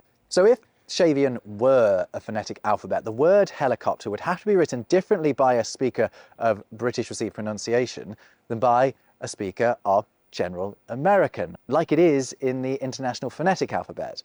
But that isn't the case. That last letter in the Shavian word helicopter, the compound letter array, isn't telling you what the end of helicopter should sound like. It's telling you to use whatever sound your accent makes in these situations. It's whoa. We spell things correctly. There's nothing confusing about the English language at all. It's downvote this. A good system, but one that forces you to become acutely aware of what sounds you're actually making and when. One of the first things people... Okay, all right. What are you more upset about, chat? The English language or us not using the metric system, okay?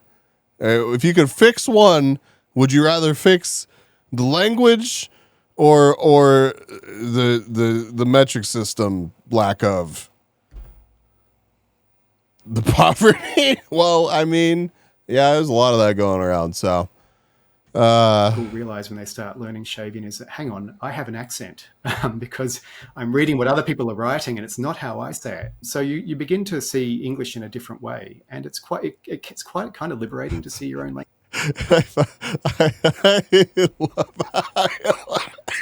I love that. It's not even, it's a language. People can't even say helicopter. Oh, you're okay, but you're going backwards there, Rickety. It's not, I mean, and if you're the American here, okay? Do you know how many people in the chat right now that are voting? Like literally the American is like, no, the language. Everybody else is like metric system. We're used to sort of the cognitive dissonance of reading letters in words that aren't actually pronounced and haven't been pronounced for hundreds of years. And just seeing it written as we speak is quite a novel experience. So when writing in Shavian, are we just supposed to replicate our own speech on the page? Well, not exactly. There is a standard, but it's not mandatory. No one obviously can enforce a standard in Shavian. The standard was established in Androcles and the Lion, which is based on British received pronunciation. And so it's got those very British vowels. Today, people tend to spell either according to the way they speak themselves or they adapt. Brandy is attempting to murder me today. This is actually kind of fucking rude. Jesus Christ. To the standard, or they go somewhere in between. I tend to think of the standard spellings in Shavian as more like a theme on which people can make their own variations. An interesting case is proper nouns, so names for people and places. Writing just a year after unveiling his alphabet to the world, Kingsley Reid said, "It is hoped that we can agree how to spell our countries," and he recommended the following. Interesting, he opted for New Zealand and not new. By the way, the dot... They should try that with French more so. Half the letters are not pronounced in words.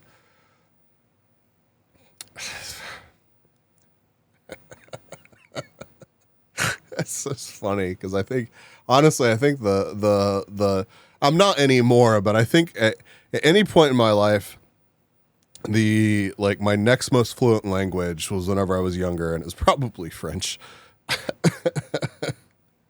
In front of each of those is called a namer dot. It's Shavian's replacement for the capitalization of first letters. Other punctuation is pretty much the same as we use now, although some people drop all or some of the apostrophes. Anyway, those are countries, but on people's names, Kingsley Reid said, obviously our own names should be spelt as we wish them spoken. Though no Britisher will spell a British John otherwise than John, there's no reason why an American John should not be John, he so wishes. That's interesting, isn't it? So if we were to adopt Shavian, I might suddenly find myself spelling my name, Rob, differently to other Robs or Robs around the world. How would it work with your name? But why should we adopt Shavian? What's the point of it? Well, it goes back to George Bernard Shaw's original aim. It is... 3 blush, 3 blush, 3 blush, 3 blush, 3 blush, 3 blush, 3 blush, 3 blush, 3 blush, 3 blush, 3 blush, 3 blush, 3 blush, yeah. 3 blush, 3 blush, 3 blush, 3 blush, 3 blush, 3 blush, 3 blush, 3 blush, 3 blush, 3 blush. Oh no. Hello, me. Blush. Oh, it skipped. It's okay. Brandon just got nope, here it is. Grain, pint, pound, stone, slug. They even use cable as maritime units, link, rod. And you are saying these people owned half of the world at some point. Maybe we should put some slugs into their teapots. I'm really... I'm trying to picture... I'm trying to picture the actual bun railing against the British, and it's just fucking hilarious. It is legitimately hilarious. It's great to see you, Bun. Please go follow Bun. Also, Bun, are you gonna? What are you doing Friday evening? Other than all the things that you usually do on Friday evenings that are not playing games with me.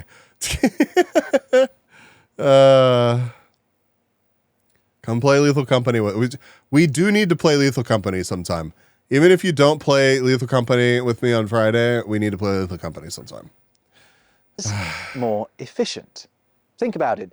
This system not only gets rid of the need for... What do you mean you didn't invite me to play Lethal Company with you?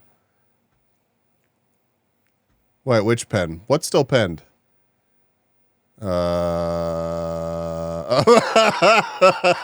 Don't worry about that. It's fine.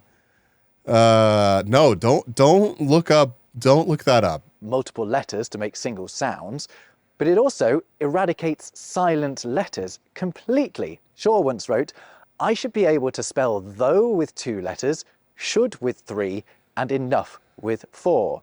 9 letters instead of 18, a saving of 100% of my time and my typist's time and the printer's time, to say nothing of the saving in paper and wear and tear of machinery. That the honestly Shavian alphabet is a good achieves point. that and would come as enormous relief to Shaw's typist, I'm sure. Another space-saving characteristic of Shavian is that double letters are banned, unless the repeated letter is actually sounded out twice.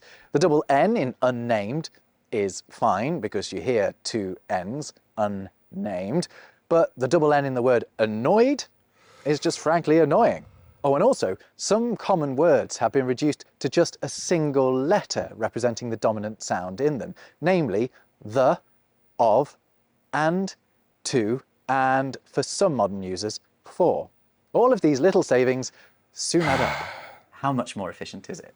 I've never really done the statistics myself, but I think I've read that it's about it saves at least 1 in 6 letters. When you see Androcles in the line on the page, the Shavian alphabet takes about 2/3 of the space of the Roman alphabet. Partly that, I think, reflects the streamlined design of the letters, but also it reflects the absence of redundant letters that don't contribute to the sound of the words. Okay, let's do our own little experiment. This is the preamble to the US Constitution. There's also the number 2 and 3, but 3 is taking a nap. In the Latin alphabet, and this is it in Shavian. What a time saver. Did you know? I will get the mods situated probably tonight after stream and let you know. I want to do it with crowd control active. I'm going to make crowd control super cheap, so it's going to be kind of a disaster, but it's a planned disaster. And then all of the mods that we need for more people to play. If you have suggestions for other mods, let me know. Oh. You know what isn't saving anyone's time? How would you differentiate between 2, 2, and 2? Listen, don't fucking worry about it, man. Having to learn 48 letters instead of the 26 we have to deal with now. So how do you justify that one, Evan? One thing to remember is that the conventional Latin alphabet actually has 52 letters because you have capital letters and lowercase letters, which are all... Okay, dude. Okay. Sure, buddy. Sure. Yeah. No, yeah. All right. All right. Very differently shaped from each other. So you could argue that it has fewer letters than the Latin alphabet, but more efficiently used. What's more, the way that the Shavian letters have been paired up with one another means you're having to learn considerably fewer than 48 shapes. Another win for Shavian, I reckon. So if Shavian really can save English speakers the world over both time and money, and also rescue them from the tyranny of English spelling, why 60 years after it was given to us does almost everyone seem to have forgotten about it? As native speakers, we spend about 6 years or more learning to spell with conventional spelling. That's a lot of time invested, and people, I think, are reluctant to give that up. And that's probably why it didn't catch on so much.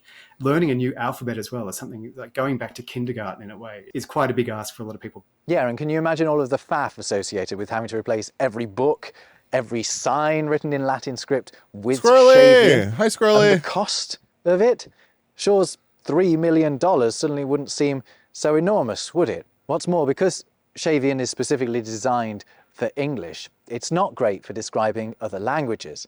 And if we were to stop learning to read the conventional Latin alphabet, we'd also lose the ability to read every other language that uses that alphabet too. So the practical case for Shavian is sort of lacking. But that doesn't mean it isn't worth learning and using. It's quirky, it's fun. That's what I like to do. I like to invest heaps of my time so that I can be quirky. And did you know it's already on your computer? Every Shavian character has its own Unicode, and if you go to Evan's website, you can download a Shavian keyboard right now onto your okay. All right. Yeah, so it's totally on my computer. Computer or your phone, and just start typing. Evan actually developed those himself. The man is a genius. And if you don't want to download one, there's also one on Shavian.info that you can just play around with. There are Shavian fonts you can download, which I did for this video. And if you just fancy seeing what your name or whatever looks like in Shavian, there's also an online Latin alphabet to Shavian alphabet converter. Wait, what is it? What is it? What is it? There's no Is it Shavian.info? So it's Shavian.info? really free to anyone to use in any way they want to. There are people who use it for journaling, for art, for calligraphy, geeking out on social media with other people who love languages and alphabets. The main thing is just it's there to have fun with. Thanks so much to Evan for his help with this video. Thanks also to War Thunder for sponsoring it. Play War Thunder for free on PC, Xbox and PlayStation. Use my link below to download the game and get your exclusive bonus, an exclusive 3D decorator for your vehicles and much more. Use my link below. And that's while much you're down less there, exciting. Why not leave a comment? You can leave it in Shavian. Hold on, we could figure this out. Hold on. We got to find a way to make this work. Otherwise, we just can't use this language. I'm sorry. Hold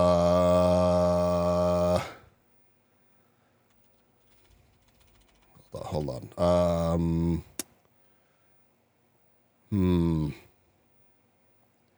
Maybe we could do. Okay. How about? Oh, okay. Here we go. All right. This could work.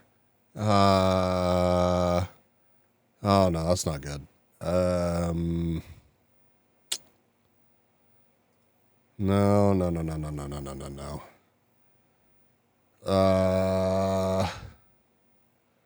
none of these are quite working how I want them to. No, that won't work either. There we go. That's fine.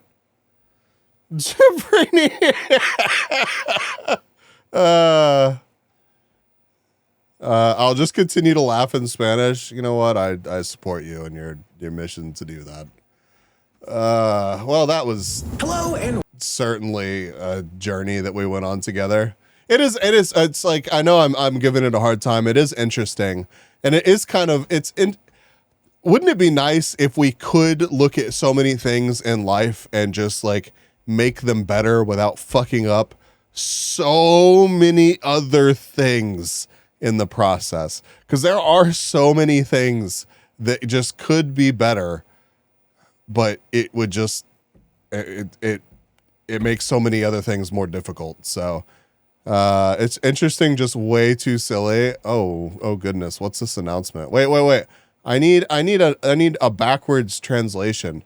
Wait, does Google know what this is? Hold on.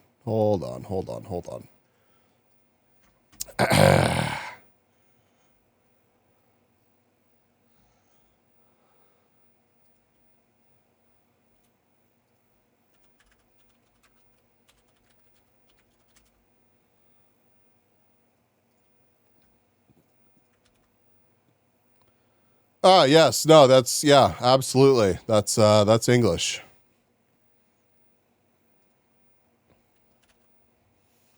No, it's not on Google Translate. Sorry.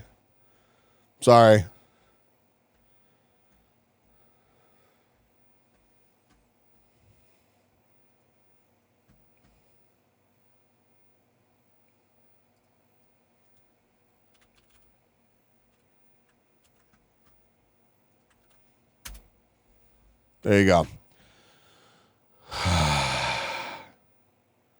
Oh, by the way, the character gag is in the deep section. Oh my God.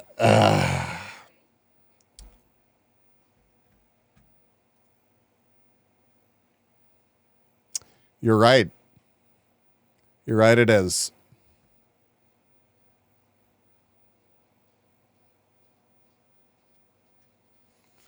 Okay. Do y'all want to watch Jet Lag or let's see. Is there anything else that I wanted to watch?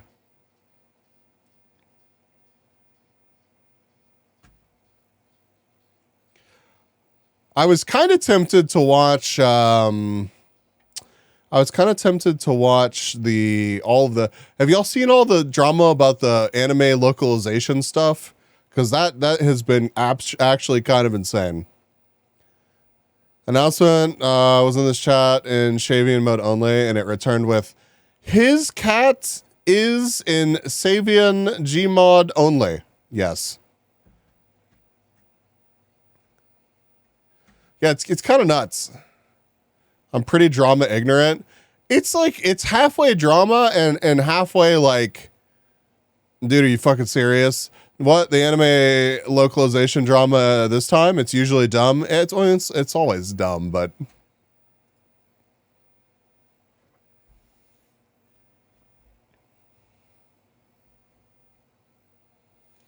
I honestly miss the interesting drama and get only the frustrating ones. It makes me miss the fan subs I used to be able to easily get. Right!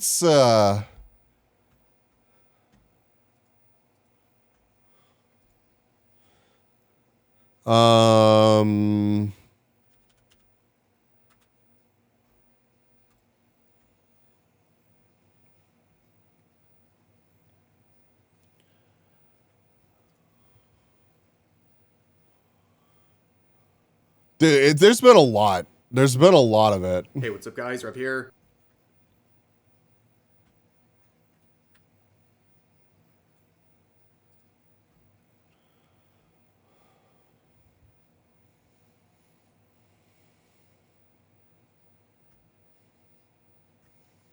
And then there's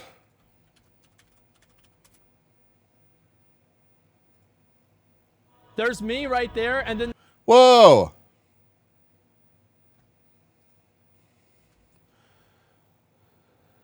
I heard that a number of translators can't even speak the language. Yes, so that's the crazy thing. That's the crazy thing about all of this is that the people that we're talking about, they're doing the localization. I don't know if that's the right like phrase, like the right actual word for it, but like their job is to take the translation, whatever the raw translation is, and adapt that to like, you know, the English language, because some things that you know are said in Japanese just fucking don't translate over into English well. Like it just doesn't mean the same thing. But it's just it's you have to understand the original language, in my opinion, and have an appreciation for what you are translating. Legitimately, the situation like that is happening in the anime or in the manga or in the whatever, you have to understand and have an appreciation for that content to actually contextualize and provide a translation that makes sense for another audience. So if you don't have any sort of knowledge of the language or what they're trying to say in those translations, like what are you even doing? What are you even doing? I do feel like you need to know the culture it comes. Yes. Yeah, absolutely. 100 million %. That must require some next level bullshitting to get that job. It must, dude. It's so wild. It's so wild. Like what? Imagine just getting paid to just like, oh yeah, no, these English words, I'm just gonna like put my own bullshit in there too and call it a day and get paid money for that. Like what? But I want to get paid for literally no work at all. And then like they seem to be acting like it's just so fucking arduous to have done this. And it's like, huh? I feel like I'm missing a huge part to this. Yeah, we can, let's see. Where is...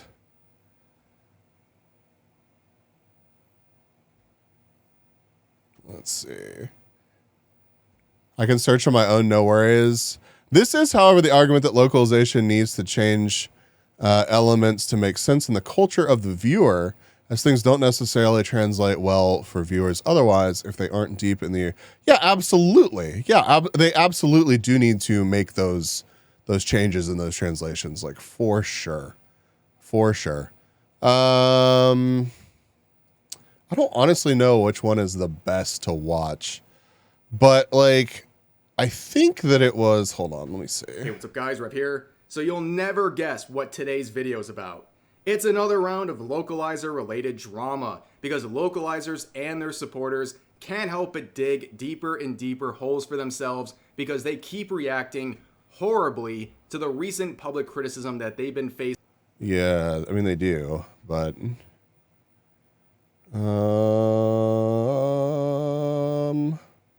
Hey, what's up, guys? Rep here. So another day and another round of localizer-related drama. Who could have predicted this one? But yes, this... You also need to understand the culture on the side you are translating into, for sure. That was a great grift for them while it happened. Yup. And that's how all this came up, is like a bunch of them are upset because AI is encroaching on their space. And like, you know, that is a whole thing to discuss, and I wish that wasn't happening. I wish that instead of just being done by AI, it was just done by people that wanted to, you know, do a decent job of it. But maybe it's this one. Yeah, like they're calling people Nazis for wanting to have like a good translation. Hey, what's up, guys? Rep here. So today we have another round of localizer-related drama to cover. This week there's been a big spotlight on localizers and their history of I think this one. And as more evidence of these mistranslations has been spread on places like Twitter, localizers and their supporters have been getting increasingly nervous. In fact, there's a lot of evidence floating around that shows that these localizers not... Oh, they absolutely do. Like it's like, what does calling someone a Nazi even mean anymore? It's a fucking joke. Only have no respect for anime and manga, they don't even have respect for their own fans. And that'll be highlighted in a clip that we'll watch later in this video, where a voice actor for the infamously bad Dragon Maid localization will be confronted with a question about fans who are upset about mistranslations. Their response to that will to be call anyone who finds mistranslations to be bad, they'll call them a virgin and a Nazi and a misogynist. And that I do think that it like deserves getting made fun of, Agent. But I also, you know, just like one sentence doesn't, you know, justify screaming woke for the next 10 years. But a lot of that has made it into these translations, apparently. And that they are not or localizations, in rather. The anime community. Yes, it is some wild stuff we'll see in just a bit here. But let's remind ourselves how we got here. A quick recap of everything. So about a week ago, the Ancient Magus' Bride manga returned with an English release that used AI translations. This got a lot of localizers very upset because they're starting to face the possibility that they will lose their job to AI. And as I pointed out, I didn't really realize that this was a thing either. Like I don't know. I just never really thought about it. But then some things that I've heard that have been like so jarringly awful, like so very clearly not what was being said. I'm like, oh, that makes so much sense now. In my coverage of this, we're dealing with a situation where AI is not the ideal form of translation, but nobody is going to feel bad for these localizers who might lose their job as a result, because they have abused their position as a Jelly donuts for many years and mocked people who were trying to point it out over this course of time. And basically, they're getting what they deserve. And I've covered it in videos like this. There's been a lot of conversation about this over the past week. And in videos like this, I have pointed out this example of a bad localization. Now, there's dozens of these types of examples I could give, but I always use this screenshot when I'm talking about localization because it is the most blatant and egregious bad localization you can ever see. Everyone sees this pesky patriarchal societal demands quote here, and everyone knows this is incredibly forced and it's just a bad localization. It's easy to digest for people, so that's why I always use this example. And other people would come across this and talk a lot about that mistranslation in particular because Asmongold would react. I do love the fact that Asmongold has somehow found his way into all of this. To my video. And probably not much of a surprise, he's on board. He thinks that what these localizers are doing is very wrong and that these people are legit clowns. But I was appreciative that he reacted to that particular video because I think it gives a little more of a side of the internet that maybe hasn't been exposed to this sort of stuff. Like Asmongold and his community. Yeah, for sure. And that's like that's a very different thing, you know, Shaper. Like it is you betrayed me creep. Hi. He's definitely warmed up to VTubers and anime in general a lot over the past couple of years.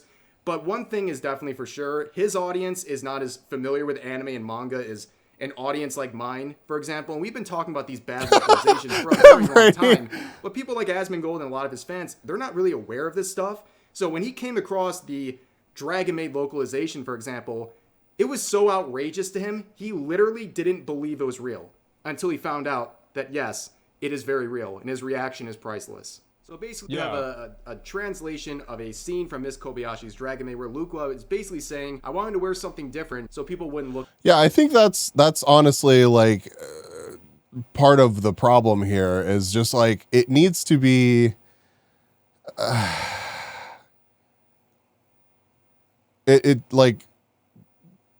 lot of how this stuff works, it doesn't exactly push anyone towards improving the situation.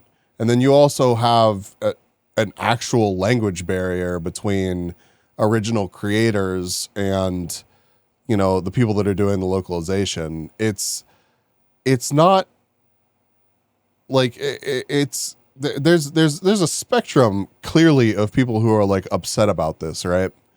And I'm not nearly as upset or out here screaming like, "Oh my God, it's so wokeified, it's crazy." Like, but I would like the localizers like agenda out of the translations, please. Like that's literally all I'm asking for. Like it is. I don't feel like that's a big ask or a ridiculous thing to say. I really don't. Look at me. Yeah. And in the localization, it says, "Oh, those pesky patriarchal societal demands were getting on my nerves." No, wait, that's great. Or what? Is this true? You can find the clip on YouTube. Coming. Hey, what are you wearing that for? Oh, those pesky patriarchal societal demands were getting on my nerves. So I changed clothes. Give it a week, they'll be begging you to change back. Huh? You can come on in if you want. Good night, Whale. And this is like real, Rest well. Right? Like this is it's like I refuse to fucking believe it. That's awful. Like what? How did that happen? Now, in case you didn't notice earlier, that was Funimation's dub. That was their localization of Miss Kobayashi's Dragon Maid. And with that, you can easily find out the voice actors responsible for delivering those lines and the person responsible for delivering that pesky patriarchal societal. Also, I have literally fucking no clue, Brainy. That's an interesting first time chatter message. Demand line is Jamie Marchi. And if you look at her bio, you can see she was responsible for doing the dub of Luqua in that series. And here's the thing, as she will hint at in tweets, we're going to look at. Apparently quite a bit, because it's like, it like apparently throughout this whole situation, it's come out that like, a lot of the people that are doing the, like there's a lot of overlap there. Whereas like, I didn't think that there was either. Later in this video, not only did she approve of those lines, she makes it sound like she was the one responsible for making those changes and coming up with that dialogue.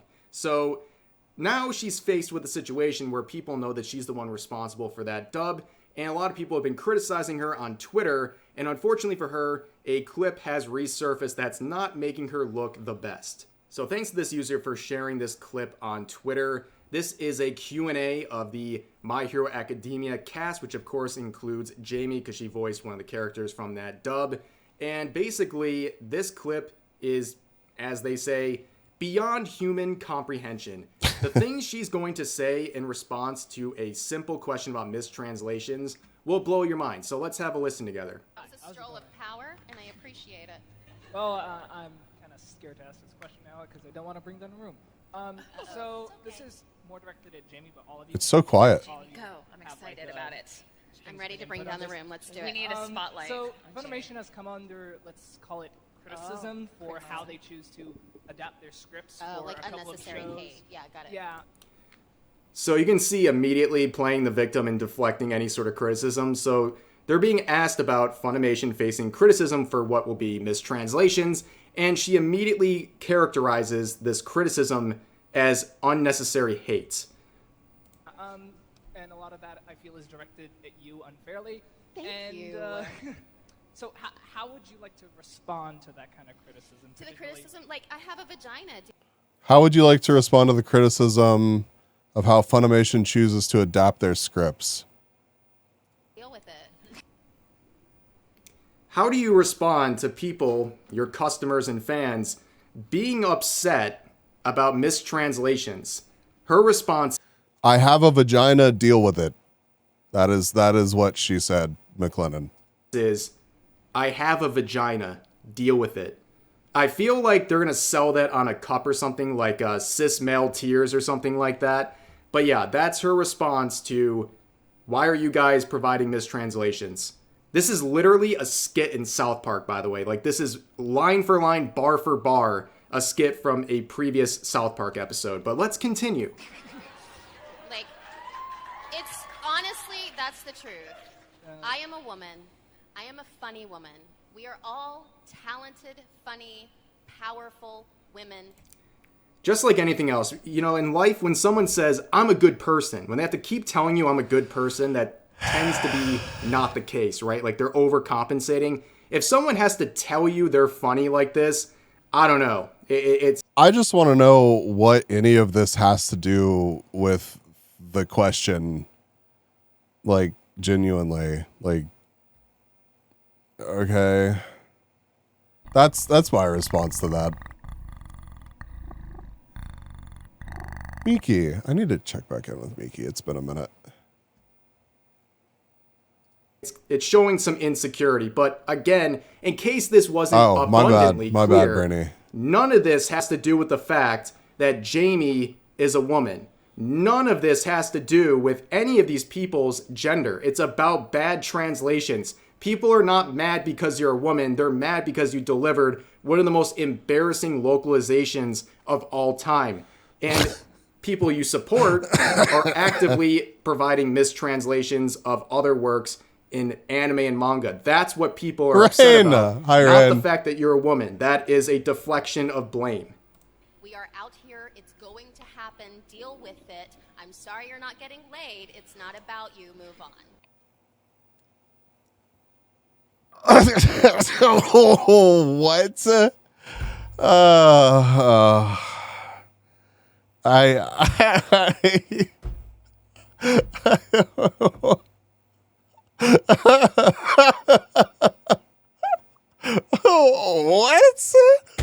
Bro, I don't even know how I would respond to that in person. I think I would probably start laughing, genuinely. I'd probably be like, what are you talking about? Like, what does this have to do with anything? I simply, sorry I'm a funny woman and you're not getting laid. Next question, please. Like,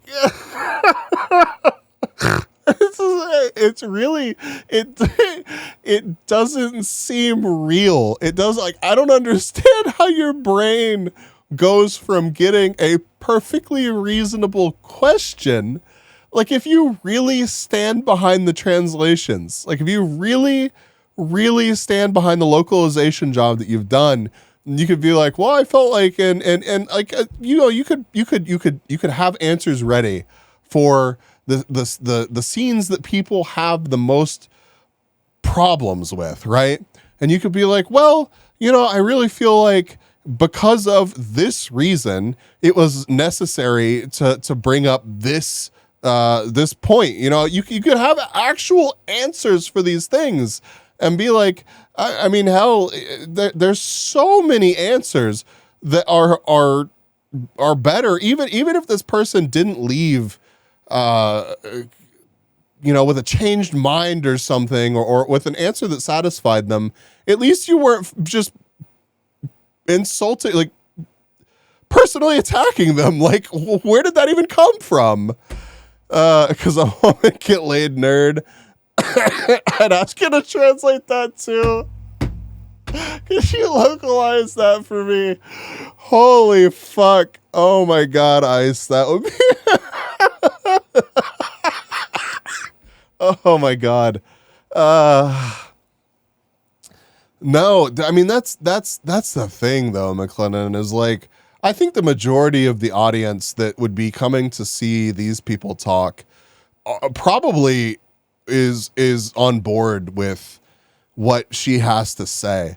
So I think I think that's part of how they got to being able to give that answer with a straight face, is they're probably surrounded by people that absolutely eat that shit up.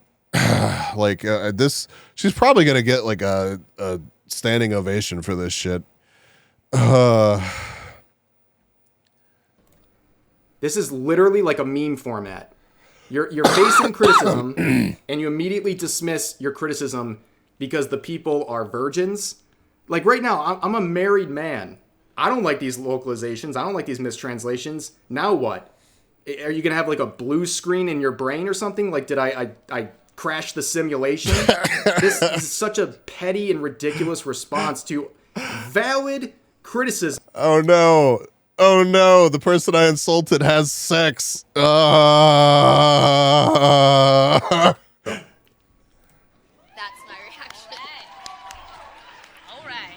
There were a lot of very angry. This poor guy, by the way, you can tell he went up with an actual loaded question and he got basically bullied into softening the question because he didn't want to be humiliated in front of a live audience by these voice actors. Golden ratio on that dude's back. That's so brutal. He's bending over for the microphone. He's got to speak into the microphone. Yeah. Amazing. Simply amazing. You get a lot of hate online? Oh my god, it's ridiculous. I'm sorry, I but didn't also, hear the like, we'll talk about it later. Little bro wandering up in the Mega Man X Pokemon fucking outfit. Holy shit. But here's my feeling. Anytime like, if I'm making misogynists and Nazis angry, then I'm doing She's so predictable. Honest question though. I like there are several of you in the chat that are very clearly like plugged into this situation, like this background and everything. Like I'm really not. Like I'm not super plugged into this. And I mean, I have feelings about it.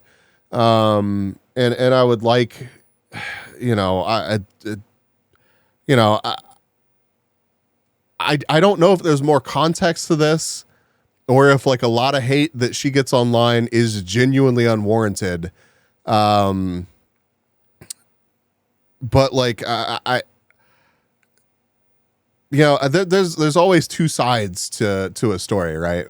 So I don't think that I'm insanely educated about this or completely understand how the process works.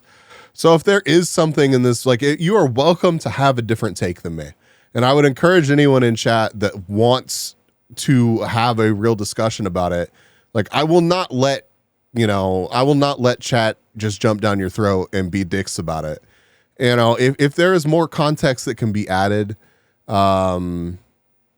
I don't know about deserve, but she's not helping it. And that's the vibe. That's the vibe that I get. Because again, this kind of goes back to like, there were so many better answers for that. Like I just like this one interaction. I don't want to write off a person for several things that I don't agree with, like that answer or that localization.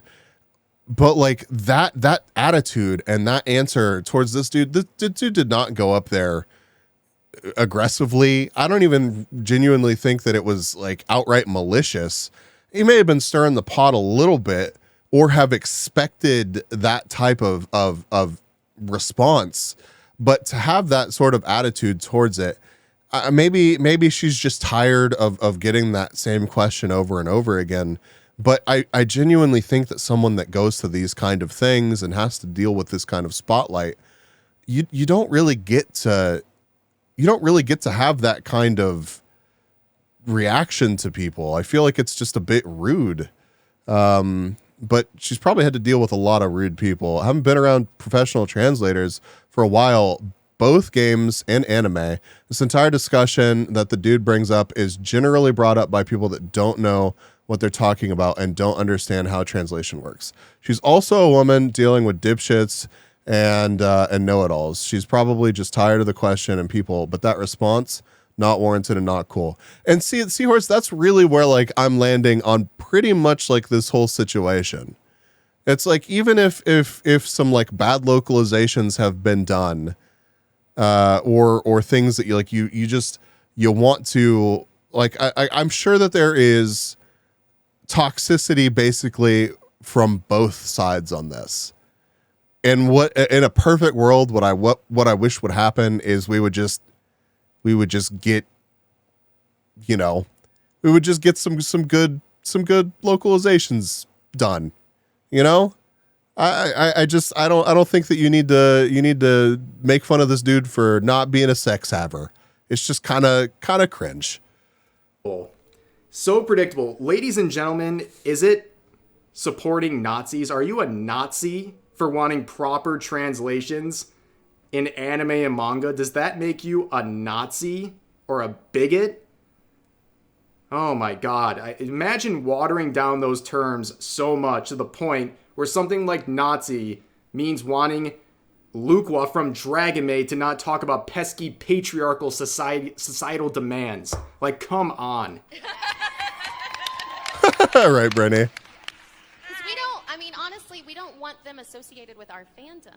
They are not representative of us, and they will stand out and try to own this fandom. And I'm like, you don't realize these are amazing people with lots of backgrounds and lots of different And they're cultures. funny. An amazing array of strength and power within them, and you do not represent the people I know.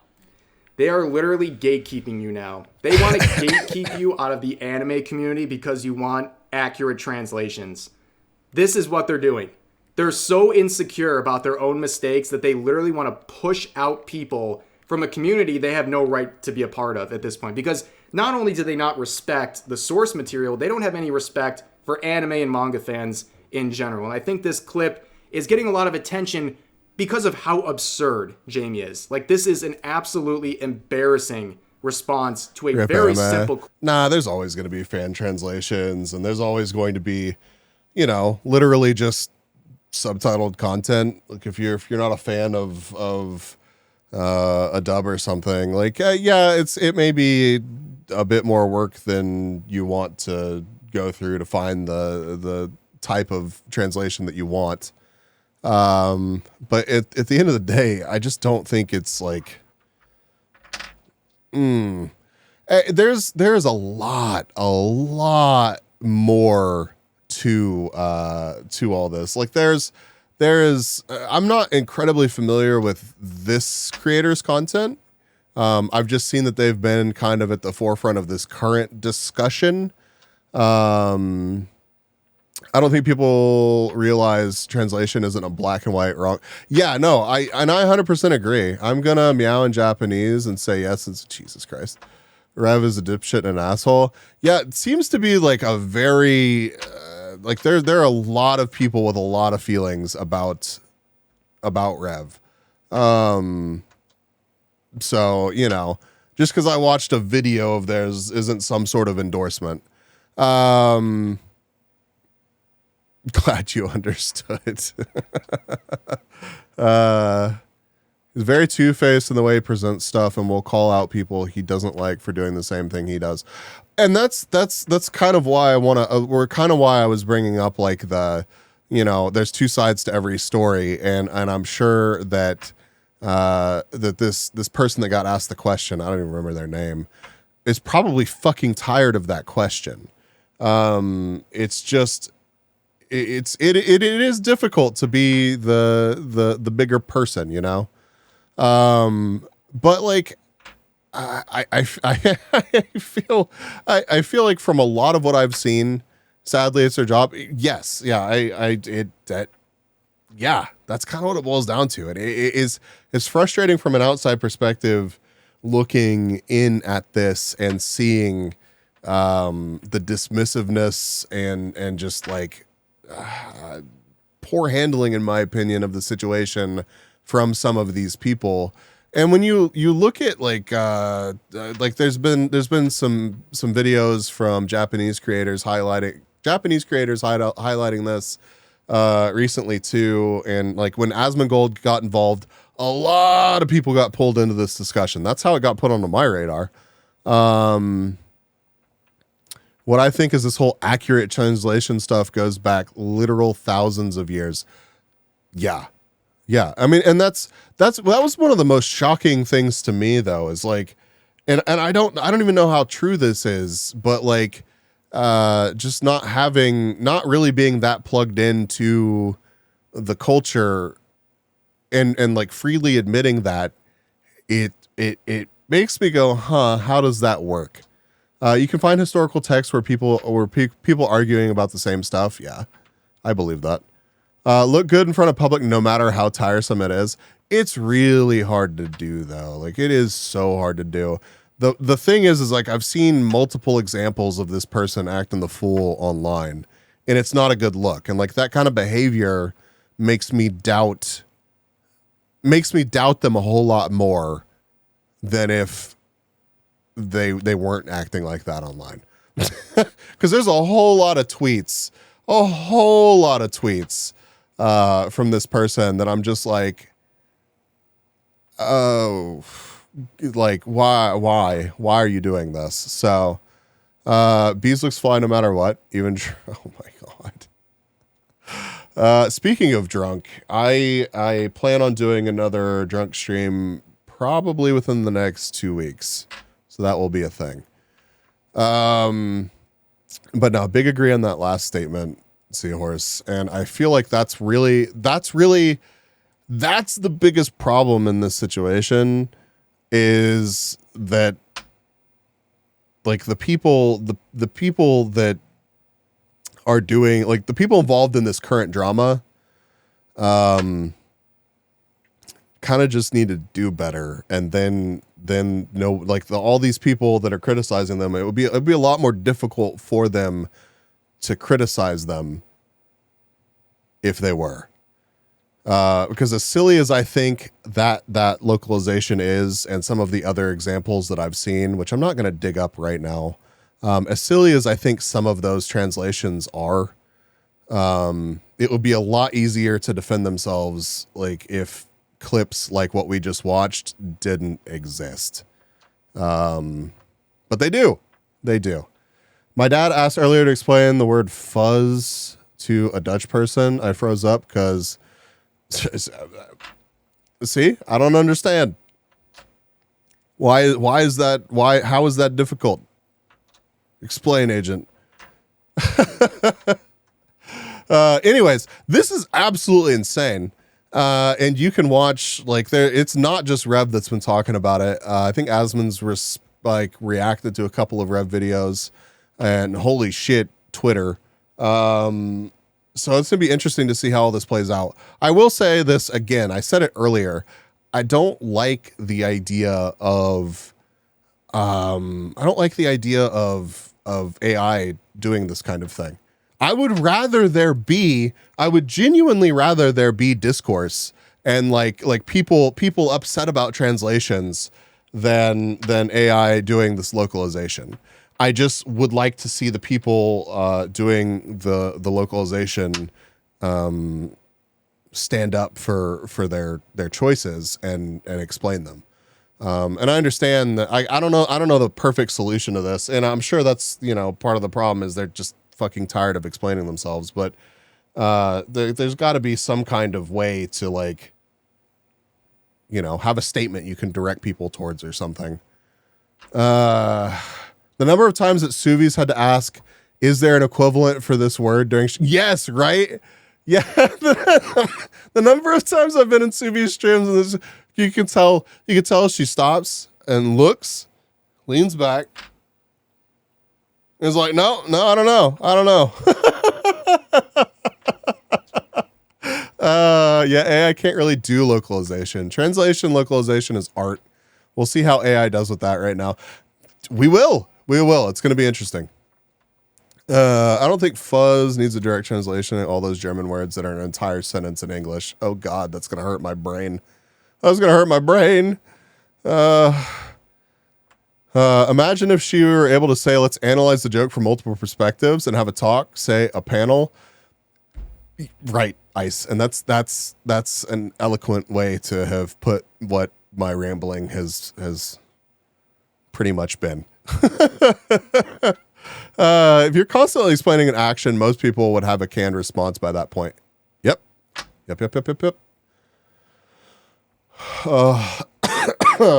Yeah. So, yeah, and we're not going to watch them, but seriously. And Asmongold knows what he's doing. I generally think that, like, I generally don't have an issue with Asmongold's takes, although I don't agree with all of them. This whole like idea of like if you agree with one take from a person, you must agree with all of them. I don't subscribe to that shit. But Asmongold's running a fucking business here. Like they know exactly what they're doing and who they're appealing to. I would say that she deals with it closer to like sea lining issues, as does most other translators in the space that are active on Twitter.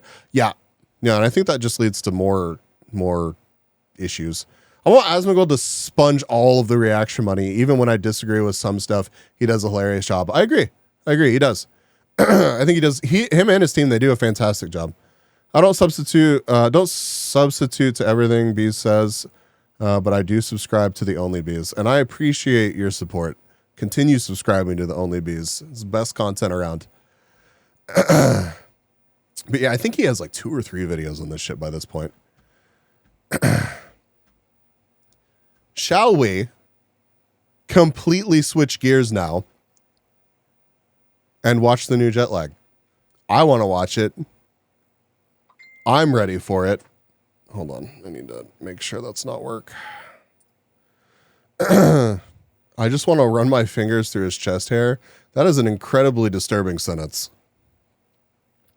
I disagree with Bees every time shit takes. Well, at least you're honest about it. I'll be ready once I collect another beer. That's an excellent point. I need a drink and some cough drops. Mods, if y'all wouldn't mind dropping some more clips in chat, I would really appreciate it.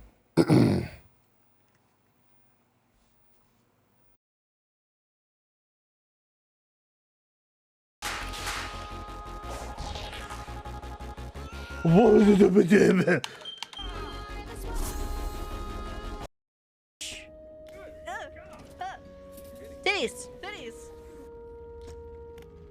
It's funny how I know exactly what that's gonna be and say. It's so good. Working out for us. I don't think he knows English.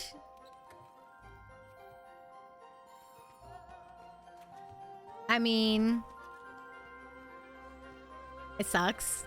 If you're cheating, you're cheating, though. I don't. Whether you know English or not, it doesn't matter to me. Yeah. Visual mods on client side, totally fine. Anything else that is cheating in my book. Boop.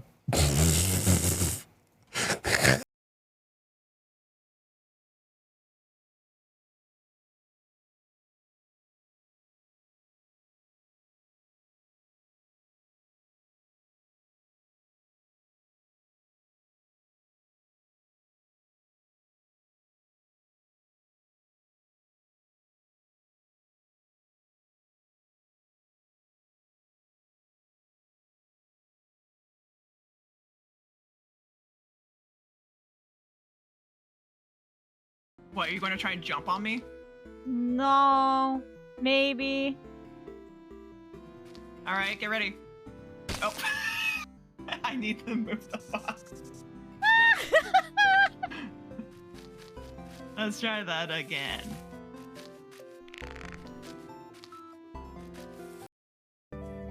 Next little knot. Let me have an extra knot.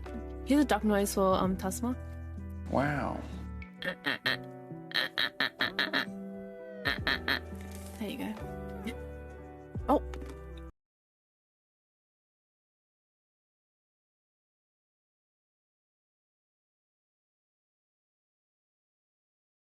Does the last boss say this is the duck? He kind of does. I'm not gonna lie. He kind of does. Wait.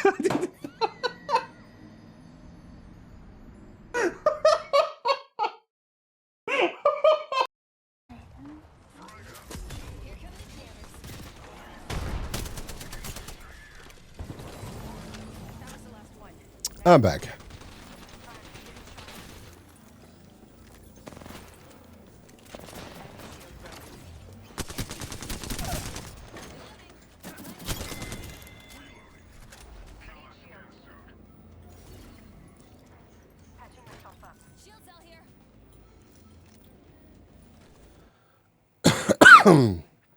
and man, I don't know what I think. I must have just talked more at work today.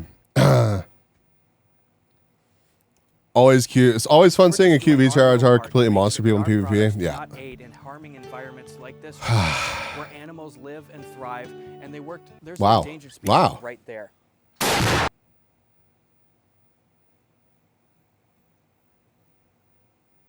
Welcome to episode 3 of our race across America. Right now, we're 6 hours into our second day, and we've just started to make our way out of Alaska. Michelle and I are currently in the air on a flight from Anchorage all the way to... For anybody that has not seen jet lag before, jet lag's like a travel game show, basically, that some YouTubers have put together. Their current goal is to get from the highest point in America to the lowest point in America. And we are on episode 3. So you really haven't missed much at this point. I really, really enjoy this series. So I didn't really know last week episode 1 was watched already. I did not realize we're Wednesday already again. Yep, here we are. Rest well, 488. Rest well. Climate stream of the Arctic Circle, right? Seattle, Washington. We already earned a 400-mile car and a 450-mile flight in Alaska, giving us plenty of options out of Seattle when we land. Ben and Adam, however, only just landed in Anchorage on their delayed flight from Reykjavik. To make matters worse, the last flight of the day from Anchorage to any other state, that is, this flight to Seattle, leaves in just 34 minutes, and it's too close to departure to buy a ticket online. That means that Ben and Adam have no choice but to go to the gate and beg the airline to sell them a ticket. Otherwise, they'll be It's the Keys in Florida. Yep. Key West. stuck in Alaska for the rest of the day. Northernmost to southernmost is the better way to put that. Is there any chance it's still possible to book a ticket on this flight? 225? Yes, ma'am. Don't think so. When I get done working the flight, if I have time, we can. If not, then I can do it for the 4 o'clock. Yeah, what I'm doing is so stupid, but I'm in a race against another team. I can't take the 4. I have to take this one. That is a terrible way to have explained the situation and makes me cringe so hard. Like the only correct answer to that, the only correct answer to her explanation there is, okay, that sounds great. I'll hang out right over here. Like, not some fucking explanation that takes up more of her time. Like, please, dude, just let her do her thing. Or else I'm stuck here all day. No, honestly, I don't. Anyway, I don't, Rickety. That's how Of course, yes, ma'am. She said she has to finish checking in the flight and then she'll see. So we'll see. Secret off-camera bribe, right? I mean, that's another acceptable solution. Now that we have some time, I think it's time for the Zodiac Zone. Oh my god. I take it back. I hate this. I hate this series. Can't leave things up to chance. I take it back. I take it back. And I can comfort each other in times of anxiety. Come in, let's see Adam.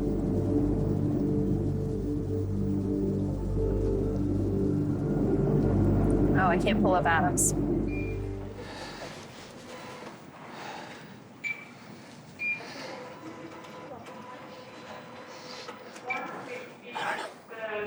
That's all we have for today. Oh, thank God. Tomorrow holds Excellent. Zodiac Zone.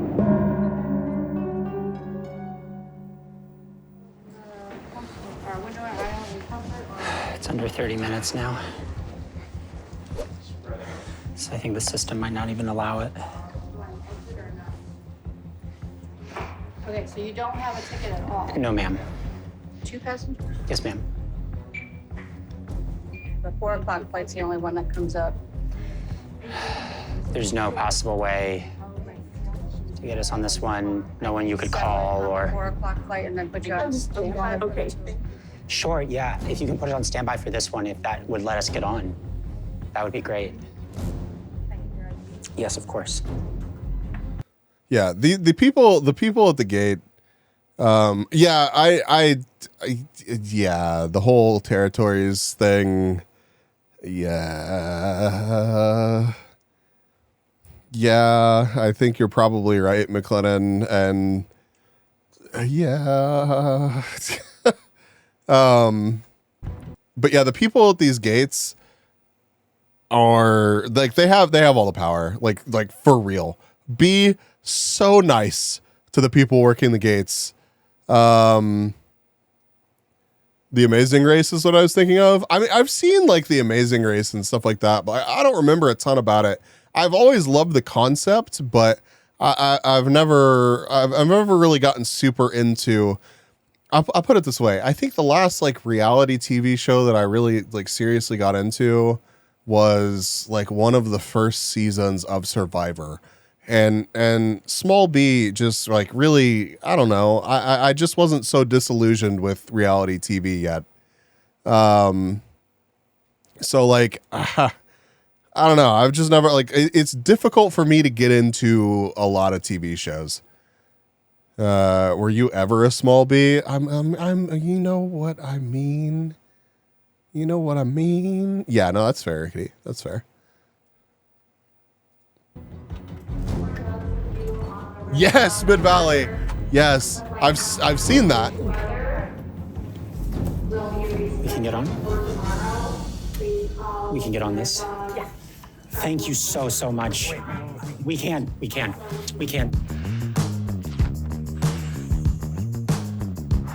Thank you so much. I'm sorry. I know what we're doing is really dumb, but we really appreciate it. Thank you so much. Thank you so much.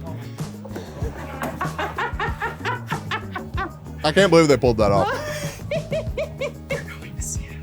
We're going to Seattle.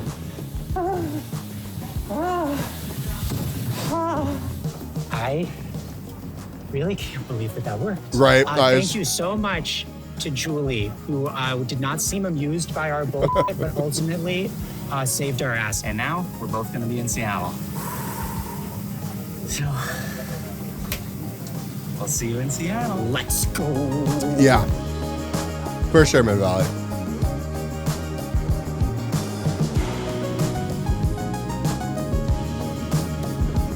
And I'm sure that she could probably tell that he was like legitimately freaking out. Like legitimately freaking out. So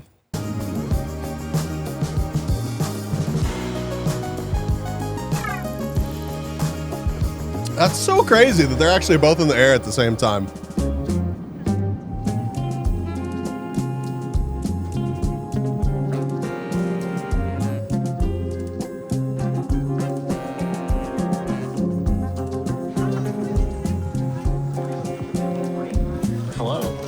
Welcome to Seattle.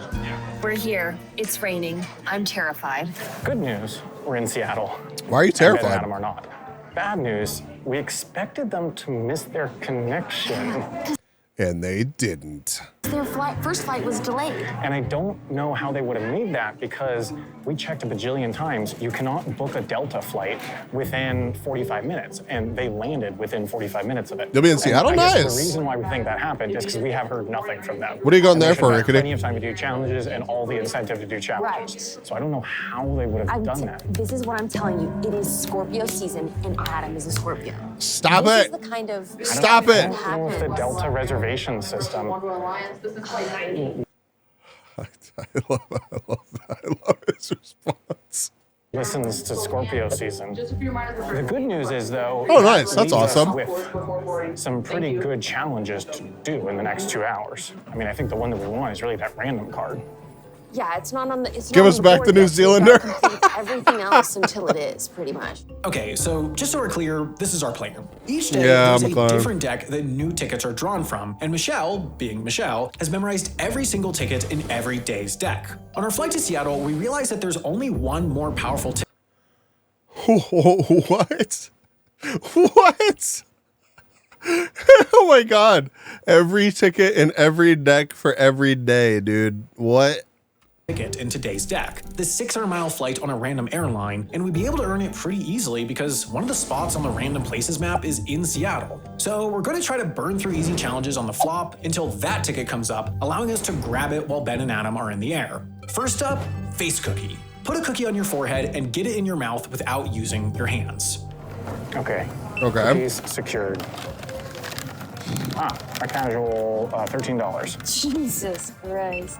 All right, let's find a relatively inconspicuous She spot. did. Okay, do you want a vanilla sprinkle or a chocolate chip? Well, let's try different tactics and see if one works better than the other. Nope. I think you gotta be gentle.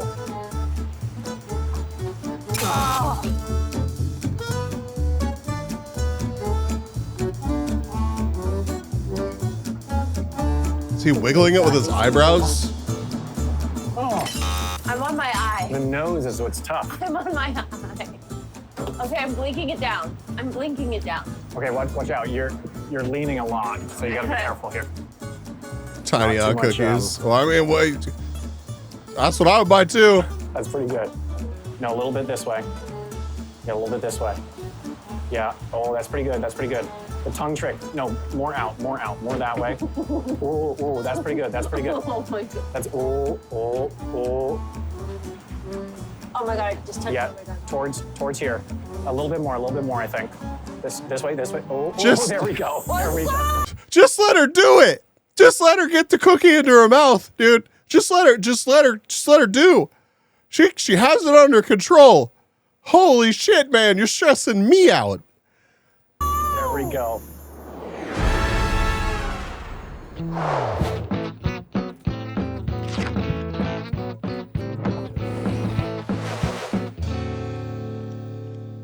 Do not beat an air traffic controller, See if right? they pick up, I guess.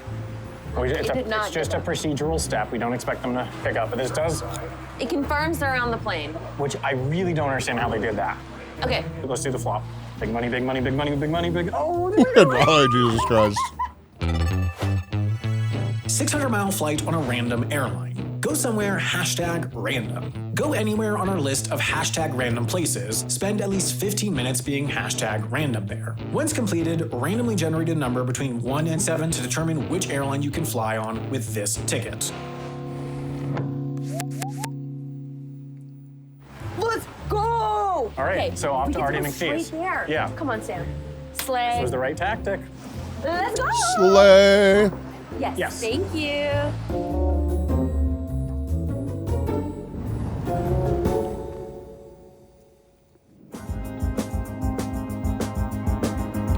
I like that they're zooming out enough to let us know where the other team is. Like, I don't know. I feel like it's giving us like a good clue of like timeline wise, like a good understanding timeline wise of like where both the teams actually are. Like, I feel like they're being pretty accurate about it.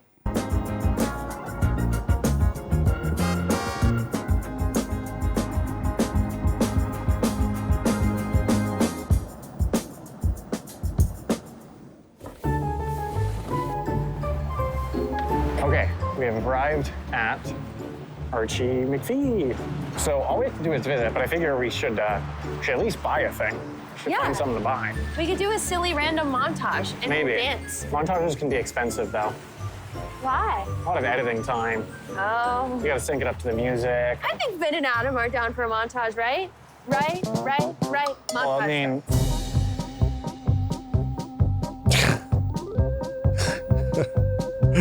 okay, this will be Adam, then we need a Ben.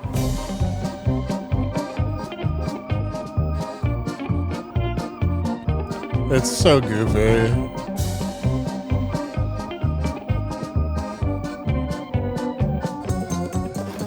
This kind of gives Ben vibes. So, with all the talk of horoscopes this week, I think it's time to get. Wasn't there a dude that made a whole bunch of money smuggling Pez around? Or is that some kind of fever dream that I had?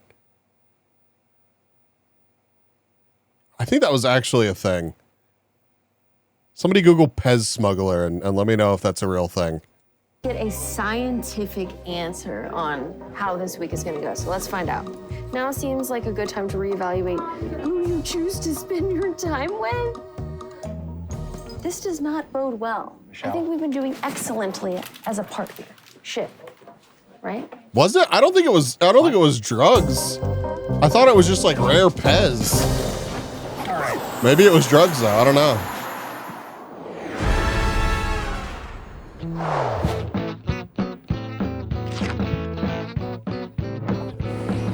The Pez Outlaw is a documentary about a man who smuggled valuable Pez dispensers to the United States from Eastern Europe. See? That's a real thing, right? You're not fucking with me?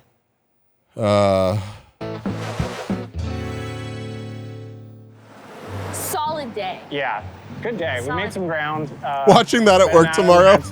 had some L's, some W's, but Major W's for Ben and Adam, yeah, obviously. I really still don't understand how I that don't happened. get it.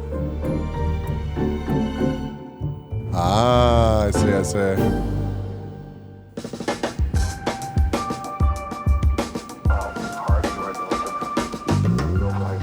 It looks just like Seattle. Crazy. Feel that? It's like tropical relative to our previous situation. Yeah, about to say. Welcome to Seattle. Are you ready? Udovik to Seattle? It's probably. Let's take a look. I've never been, Rickety. I want to go to the Pacific Northwest. 2 videos. Here's the first one. Hello. Hello, gentlemen. We have no idea how you made that flight, but congrats. Oh, face cookie. Okay, So they that's got, fine. They got a car from that. Hi, That Ben looks and like- Adam. We come to you from Archie McPhee's. Okay. The famous Seattle sites like Space Needle and anti-homeless spikes. Yeah. To be fair, it's not specifically Seattle that I'm like, wow, I really want to go to the Pacific Northwest. It's mostly, the Pacific Northwest. But I'm sure I would enjoy Seattle as well. So that's Where the we just had random 15 very airline. random minutes. Right, Okay. It's the same for me. Okay, yeah, I mean, yeah. the interesting thing about that flight is it could end up being very, very useful for them, but it could also end up being useless. not that Yeah. useful at all. I'll show The you a other thing we big need to do is we tree. need to figure out which airline we get. Oh my God. This is the craziest part of it. Oh my God. Yeah, How so do we do that? you need a random number 1 through 7. 1. One. What's one? American. That's pretty good. It's a big airline. Nicely done. Yo, let's go. Yeah. I do like her Big three, hat. That's what we want. Here's what I Her hat is cute.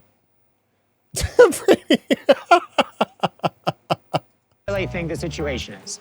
I think the real situation is we need to be in a good spot. I know, ready Brady, to I do know. challenges the moment that the flop happens tomorrow morning. Okay, do you know where we're going? No. All right, what now? I think now it's time to strategically position ourselves for tomorrow. It's just turned 7. Yep, it's 7 p.m. We are at the rideshare pickup at Seattle Tacoma. I think it's gonna get bloody tomorrow. Oh. Day 3. Okay. the tickets become much more powerful. If this is the end of an episode, maybe it's the middle of an episode. I think it's the end middle of an episode. I'm saying next episode's gonna be really exciting. If it's the middle of an episode, I'm gonna say, you know, the next part of this episode is gonna be pretty exciting. I think both of those great points. Good night. Good night. Tacoma nuts. It is 7 p.m. and our day is done, which means we can get food. What That's the most fuck, exciting. Bernie? Good night. See you tomorrow. Now we're heading into day 3, and teams are neck and neck. But that could change quickly. The day 3 deck contains some of the game's most powerful tickets, like this one. That Reno, lets you is steal that really an opponent's that ticket, close? Or the non-stop flight to Denver that teams can earn by running a drunk mile. That ticket is why we positioned ourselves outside this Safeway in case we need to get liquor first thing in the morning. Securing one of these tickets could mean the difference between pulling way ahead or falling far behind. So now let's fast forward to tomorrow morning and see what tickets are available. Hello. Good morning. Good morning. All right, let's do a flop. Okay. All right. Our first card is a 600-mile flight to a city starting with G, U, Y, F, I, E, or R.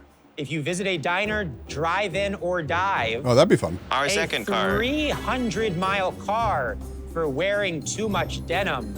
An 800-mile train. If you write a word on Strava, an 800-mile flight to a neighboring state if you are a 800 miles by train, I feel like would take for fucking ever. Literally forever. great neighbor. There's your flop for this morning. Okay, bye. We miss you, Michelle. Bye. See you later. Gosh dang it. Okay, we've got Guy Fieri. That's a terrible flop. Yeah. Okay, so obviously we're gonna want to do the neighbor we one. need to do the neighbor one. Yeah. Freaking ASAP. So like Guy Wow. Fieri, I don't think. Yeah, I believed you, but I was curious about how many miles it is. It is only 568.24 miles from Seattle to Reno. I honestly thought that it was like I would have assumed that it was more than that. Unless, oh, that's right, they can use trains overnight. That was the one thing. They can't use any other form of transportation except for trains overnight. Interesting thought. We can do it this hour. Do you want me to check? Maybe quickly, but And then the Great Neighbor. the Goodwills aren't going to be open for a few hours. Correct. I think. Is the Goodwill open? My guess is no. And the answer is, in fact, no. That's a great point. Those are all extremely hard things to do at 6 a.m. But that's probably good for us because it's a bad flop, so we can make progress while they're stuck here dealing with a bad flop. How about you check Guy Fieri? I'll check the first flight to Boise. Are there any Guy Fieri locations? Boise. Okay, hold on. These are all closed. What about Slim's Last Chance Chili Shake and Watering Hole? Chili Shake Watering Hole. Boise's an interesting choice. That's Zula's significantly Offshore closer. Cafe. It's open. It's open. Vuola's Offshore Cafe is open. Oh, should we go? It seems to be actually quite far. The problem is, if they're going for that one too, I think they're closer. But is that worth it? Because that's a pretty Measure conditional card. distance. Oh. What are any cities that start? Yeah, to Boise, that's only like 200 miles. Yeah. It is. I just don't know how many options they have compared to Reno. Yeah, I would assume that. I would expect Boise to have some decent options, and you could definitely get to some places with some good options with another relatively short hop. But I bet you're right. I bet Reno would have better flights. With Guy Fieri. Yakima. Eugene, Reno. Could fly to Reno. Does Seattle even have flights to Reno? I bet it does. I bet. Okay, I think that actually is the better move. Okay, so there's a 7:35 to Boise, so we would have to go. I don't think we have time to research. We basically need to decide now if we're going to take that flight. Yeah.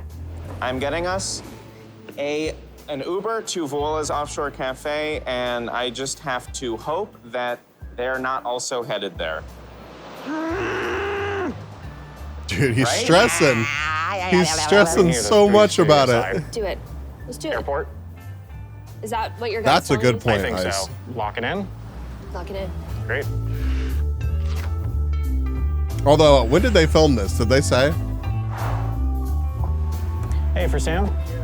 How's it going? Yep. Yeah. Good. How are you?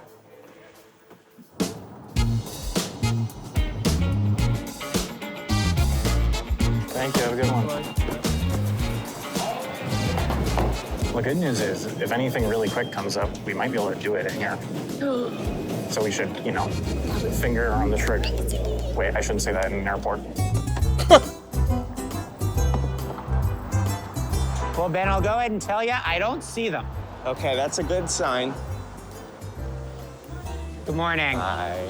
Hello, and welcome to Vola's Offshore Cafe, where Guy Fieri went in an incredible Oh, did you check? diners, Yeah. drive-ins, and dives. The menu has a section of the things that Guy Fieri ate, actually.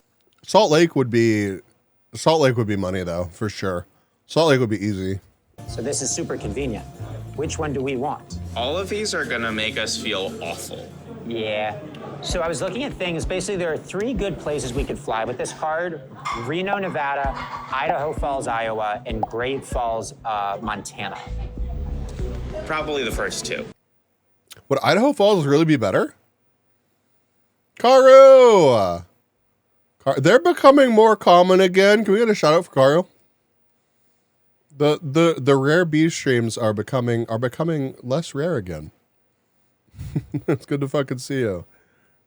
Yeah, Salt Lake's a major hub. Placing sentry. Ew. One enemy remaining. Nice one. Now. Valorant. Gross. You have your boom bot. Watch mid. Bridge. Defenders win. GG guys. GG. GG. Well played. Good night. This is from today. Who the fuck clipped that? Excellent question. Excellent question. Car, you gonna come play Lethal Company with me on Friday? You're invited. Thanks. Probably the first 2. Basically, right now, 2 leading Pussy theories. poppin' slaying Leading though. theory 1, I would expect nothing we less. fly to Idaho Falls, starting with I, and then drive 3 hours to Salt Lake City, then It's like 6:30 p.m. my time, so I don't know what time that is for you. So whatever 6:30 p.m. Central U.S. time is for you, you're officially invited.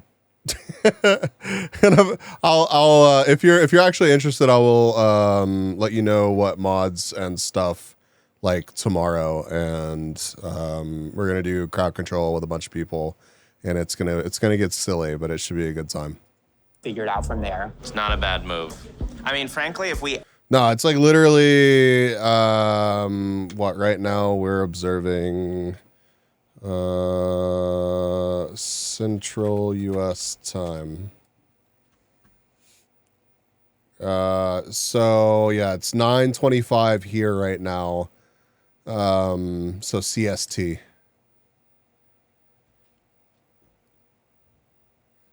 That's like my 1 a.m. easy. Excellent. Excellent. Even if we ended the day in Salt Lake City, That I'd wouldn't be be that bad. pretty happy. It wouldn't be that bad. Option 2, we fly to Reno and we get on a train overnight that could shoot us out in Green River, Utah. Yeah, but then So you're in Eastern Utah. fucking It's a little Green bit River, the middle of Utah. nowhere, and that kind of scares us. Yeah. It does scare me, I'll tell you. Tell you that it scares me. But we're just gonna see. First things first, let's eat this pancake. Dude, Green River, Utah. Hold on. I need to make sure that I don't dox the shit out of myself. Hold, please.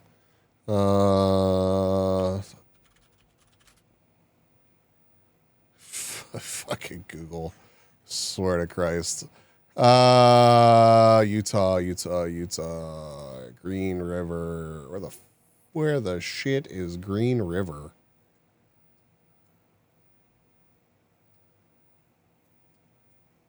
Is that? Hold on. Green River, Utah. I saw Green River, Wyoming. But no, there's... Oh my god, dude. That is in the middle of fucking nowhere. I guess it's right off 70, but still, like... Here, I'll show y'all again. Like Like it is just, yep, you're kind of on the way to, no, you are. I have 100% been through Green River. I actually think that I stopped at Green River for like McDonald's or some shit. Cause I went to Salt Lake City and drove down to Moab, and I went through like this cool, like, you know, highway, popped onto 70 for only a little bit, then popped down to Moab. Trains on the East Coast are great. Moab's cool. Moab's amazing. Holy shit, I love Moab. Their only option I could see from Green River would be to drive to Denver. Yeah, and that's honestly not like measure distance over to Denver. That's, you know, still 274 miles. And you have to go what, you're on 70 for that, so you have to go through the, what is it called? What's the big fucking mountain pass that you have to go through that gets really fucking sketchy sometimes? Yeah, I would hate to have to rely on that. I've driven that before, and it's totally fine. It's doable, but like, it can also be very unnerving. It's like the highest road or something in 340 miles by car. Yeah, that's certainly something. Anyways, it's like some insanely high mountain pass that you have to drive through. I forget exactly what it's called. I've done it. But it's could very easily lead to delays. Top secret talk time. We have made it to Seattle Airport. We have. It was very quick and efficient, actually. No word from them yet. I have to imagine, based on that... You're right, McLennan. Probably trying to do the Guy Fieri one. I think so. This diner has been featured on one show, but now it's about to be featured on a second, even better show. I'm Ben Doyle, and this is the Snack Zone, baby!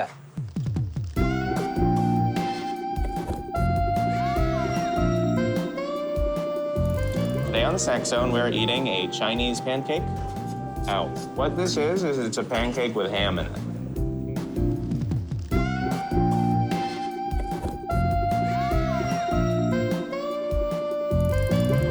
Yeah, I think that's it. Is that it? We'll get there basically at 9 a.m. Seattle time, which is when a lot of things open anyway. It'll be 10 a.m. there, so even more things will be open. So like... Yeah, like Goodwills and stuff will be open there. Yeah, so we should look into locations. Girl, I got some Goodwills in Boise, let me tell you. Yeah, the Vail Pass. The Vail Pass is, let's see, it's at 10,662 feet, or 3,250 meters. It's like you're crossing the Continental Divide, I'm pretty sure. That's what it is. Yeah, I drove through it in the winter, and it was not exactly a pleasant experience, even though the road was clear. Yeah, because I did my spreadsheet. Hey. How do you feel with the whiplash of learning that you're going to Boise with an hour's notice? I love it. I love every second of this. I'm having the time of my life. It's crazy. It's like if I eat any faster, I'll throw up. Don't do that. I will get through this pancake. You know what? For this last little bite, let's get a little syrup on here. Dude, he's been eating that dry?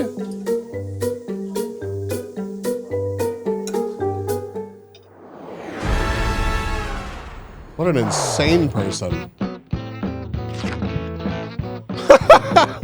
Is that real, Brady? Holy shit. Adam, what's your review? That was a pancake with ham in it for sure. I feel like I ate the pancake so fast that I didn't even really taste Oh my it or God. know what it tasted like, but I'm sure it's great. Anyway, let's call them. That's an incredible response. Hello, we are at a delicious, a wonderful breakfast cafe where we have just eaten what Guy Fieri ate. In Seattle, right? Oh yes, and we're in beautiful Seattle, Washington. Goodbye. Okay, well, let's see what's next on the flop, shall we? Okay. Okay, I'm waiting to see what the flop Oh my is. god, if the drunk Kara, barrel did you see comes it? up before we board this flight. Yeah, we decide in like 10 seconds. Kara, I need you to see this. It's it's beautiful. It's beautiful. I love it so much. Our flight is boarding, but depending on what comes up in the flop, we may not get on this plane. The next card on the flop is 400-mile car. Explain the birds and the bees to a bird or a bee. The explanation must be at least 20 seconds. You must be within at least 3 feet of the bird or bee while explaining. No. I get on that flight, IMO. It's a 300-mile car, pretty useless. 400 miles. And it's a carb. So let's go board. That's good. That's good for us. And honestly, that could not probably be a better flop. Because like we don't want In our situation. Yeah, we don't want cards. They can't do the other ones super easily, at least the good stuff. All right, so now let's take a look. So this is interesting. there are 2 cars, a train, and the neighboring state flight, which is a good flight. And It's a good flight. I mean, can we just triple check that there's nothing like a Goodwill or anything? There very well might be. Oh, there's a Goodwill that opens at 8. Ooh, where? The Seattle Outlet Goodwill. And that's back towards the airport anyway. Back towards the airport anyway. 12-minute drive. Easy. Okay. Nice. We're gonna go to the Goodwill. I think we'll have to wait for a little bit for it to open, but then we can speed through and do this challenge, hopefully real quick. Thank you. All right, thank you. Bye.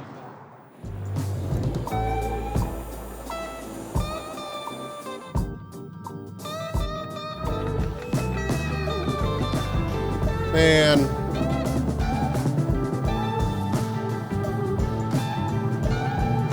I think it would, Rickety. I think it would. We're normal right now? Okay. Normal.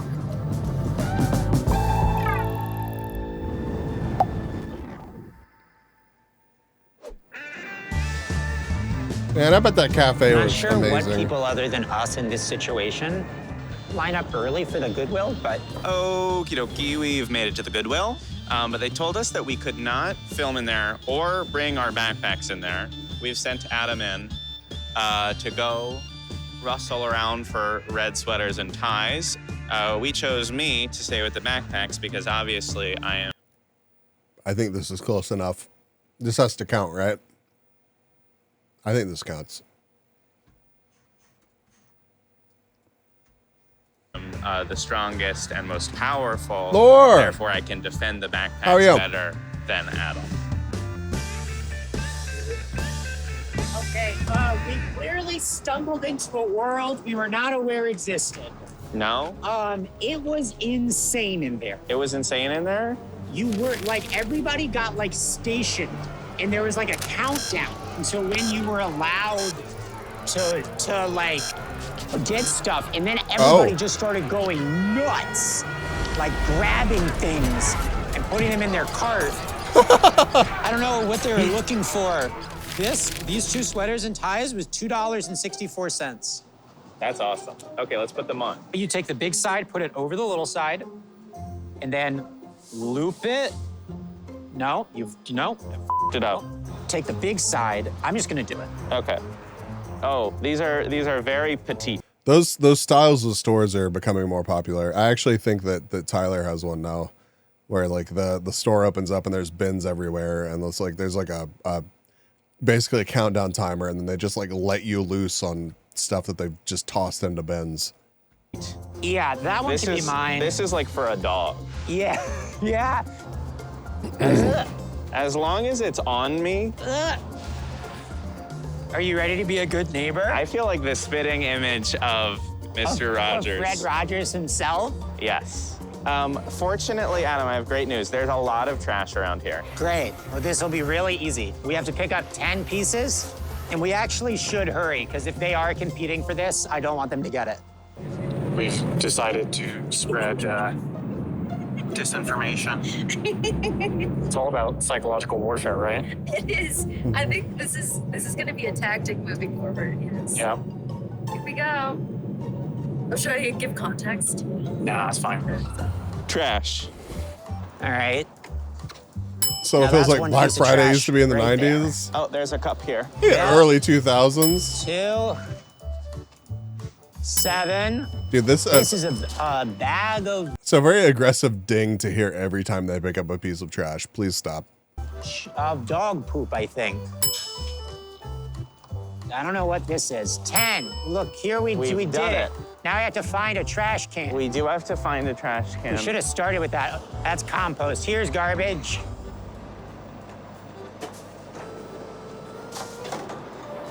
We've done it. Well, now we have to donate these now, Gross. though, right? To a different Goodwill. Okay. Thank you. Oh, they have to donate it to another Goodwill? Put them right in. Okay. Well. Well, I guess that was simple enough. No bonus raccoon. Damn, they got a lot of flights stacked up there. We've done it. All right, let's call them. That's kind of crazy. 800-mile flight's a pretty decent flight.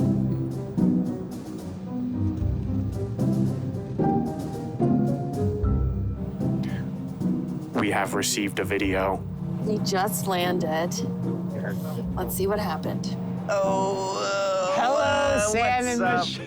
What? I don't stop. We've just been really good neighbors.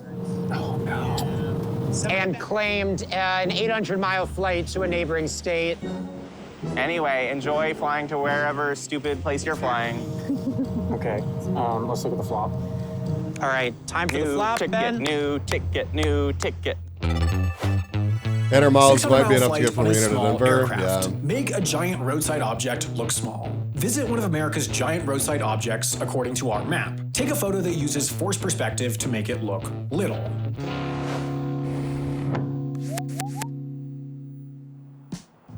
$600-mile flight on a small aircraft.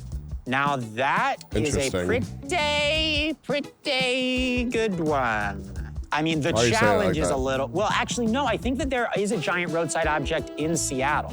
The world's largest cowboy hat and boots. I mean, come on. The real question is, we've got a full hand right now. Yeah.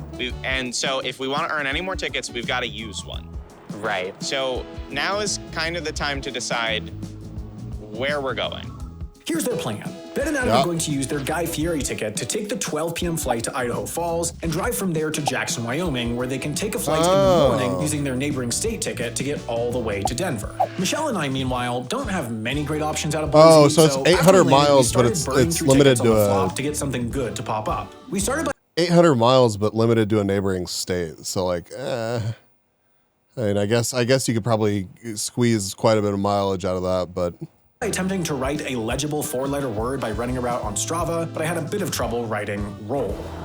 Pony. No. Anyway, on their way to the airport, Ben and Adam decided to stop at the Giant Hat and Boots to quickly snag the flight on a small aircraft. Adam. We'll play like cowboy music, you know what I mean? Yeah. Well, get closer so you can be the cowboy. No, you're too small to be a cowboy right I know, now. I have to be way closer to you. Do a cowboy expression. Is this what cowboys would do? I think so. Kung Say what you're hungry Fu! for. Think of the stretch and the hydrate. Yeah, no, that's working. It looks like I'm wearing the boots. Yeah. Yeehaw! You are swirling me with force. Well, like a cowboy. Oh, that's a good stretch.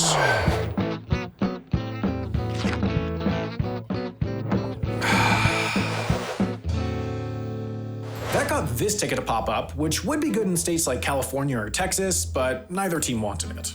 Okay. I don't think that's the best car. No. So let's see if we can complete this right now.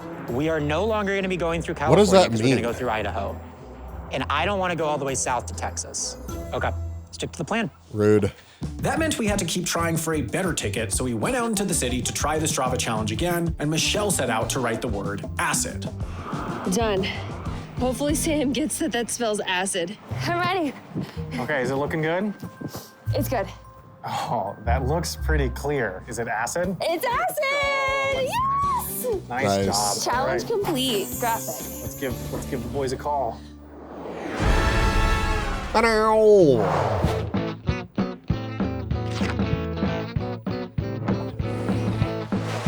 They've got a very diverse hand right now. What do you want? Hello. We have just spelled the word acid on Strava in Boise, Idaho. Let's learn the new flop.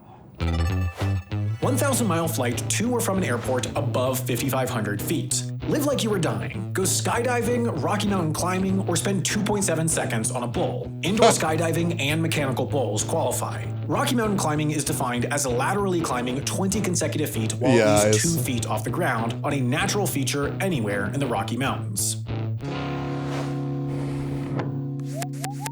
It's an interesting challenge. Okay, new card on the flop. Right, Okay, yeah, now McLennan. this one is Altitude interesting. I would really like to get it to stop them from getting it. Should we go do that? Should we go do that? Call the Uber. Okay. This is so exciting. Oh my Okay, God. so should I go to that climbing area? I think so, right? Yeah. Rocky Mountain climbing. Here we Black go. Cliffs rock climbing. We're not in the Rocky Mountains. Is Idaho Falls in the Rocky Mountains? I think a lot of Idaho has Rocky Mountains. Yeah. This is great. I mean, a 17-minute drive to a rock climbing spot, and we're Oh in my the God, Rocky we're- Mountain this- region. Perfect. Hey, for Sam? Hey, how's it going? Where is the nearest indoor skydiving? There is an indoor skydiving place in Seattle. Oh, we're really close to it. We're like really close to it then. Wow, dude, if they beat them to this. Okay. You've got to be really quick because there's a chance they're trying to do this challenge too. Seriously? Well, yeah. I mean, it's a good one. The only one they can do is the indoor skydiving. Yeah, and they're in Seattle. Oh, No, it opens at noon. No, it doesn't open till noon. Oh, wow. How much research did she do? That is absolutely insane. I feel like that takes the fun out of it. I genuinely feel like that takes the fun out of it. Literally like, oh no, so skydiving in Seattle? That doesn't open until noon. Idiots. That's so wild. That's so wild. I love her. I looked for mechanical bulls. I don't know. What about Bourbon Jack's Honky Tonk Grill? Does it have a bull? Oh yeah. Oh yeah. Oh yeah. Yeah, but is it open in the morning? Hi, sorry, we're gonna change the place that we're going if that's okay. This is awesome. Yeah. I mean, it's crazy that this is just like, it's like a 15-minute drive from a random Albertsons. Oh God. You gotta pick the easiest looking spot. Yeah. This one? Okay. How is this not climbing already? Wait. No. It says Hurricanes in Hawaii. Hurricanes in Hawaii. No, technically, they're called typhoons. Bull might be gone. Oh. Hey there, do you guys still have that mechanical bull? Oh, okay. So there's no way to like ride it. Okay, great. Thank you.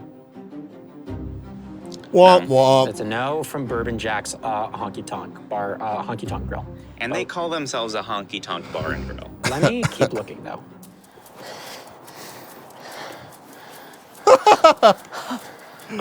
This is precarious. Yeah. It's not great this way. Yeah, this looks pretty tough. Those rocks Yeah. are super We're in cool. like the worst gear. Yeah. We don't have shoes or anything. It's looking a little bit better over here. Mechanical bull. Just don't look too far from the airport because it's gonna make it I know. harder to pull off. I know. What time your flight is? It's okay. It's okay. Yeah. We're doing a stupid. I favor that change because the alliteration of hurricanes in Hawaii is superior. It's very true. thing. Yeah. This looks better, yeah. Yeah, this is looking better. Okay. If we sort of just like went across and up. Ooh. Do you want me to give that a shot? Yeah. Okay. Yeah, no, I think that's Colorado, totally man. fair. That's totally fair. All right, is this 2 feet up? Oh, far beyond. Okay, I'm gonna You're good. start going laterally. It's very Also keep in mind that these cameras flatten all this shit out. Like it genuinely does. Like this 100 million% counts. slippery.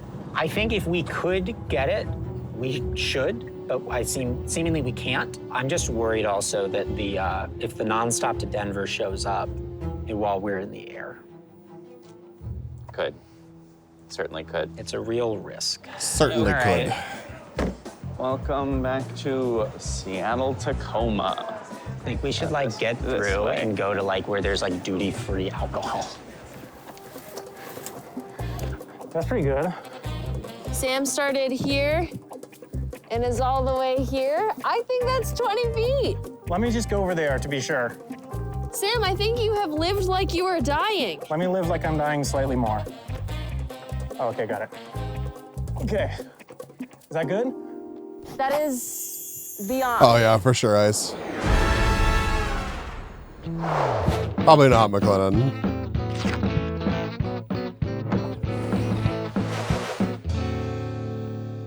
Let's inform Ben and Adam. Woo! Let's go! Oh, they're calling us. Tell me they didn't go Rocky Mountain climbing. Sounds like you know where we are. Did you go Rocky Mountain climbing in the Rocky Mountains? We did! Yes, sucks. yes, of course you did. Of course you did. You ready for a flop? Yeah, flop it up. All right. Okay. Flop it up. 400-mile car. Fund the military-industrial complex. Spend money in any way that you can prove funds the United States military-industrial complex. This money cannot be spent online. What? All right. Well, goodbye. Bye! Disaster averted for now.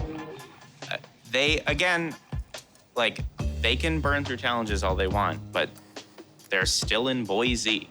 I imagine they have some very specific flight they want to be taking, but they've been there for a long time. Hopefully they're just not able to accomplish much while we're in the air. So let's look while we're at it about the military-industrial complex. Here's the thing. The list that we got of stuff that is military-industrial complex is massive. Raytheon, we could get like an air defense system. Uh-huh. Yeah. John Deere is one. There has to be like a John Deere. Probably, a yeah. Home Depot. What are you gonna buy? Pro tip, the best. Okay. Well, no. I mean, I guess you could probably find some John Deere branded something at a Home Depot that's not like a I don't know, a lawnmower or something. I could definitely see like finding John Deere swag at a John Deere dealership or something, but they're gonna buy a hat. Yeah, I can see that. Are they challenging them to buy guns? Yes. That would be amazing. you have to purchase a firearm. Airport restaurant that I have yet found. Yeah, that's where I would go. I'd probably go rather go to a John Deere dealership than a Home Depot or something. The Seattle Tacoma Airport.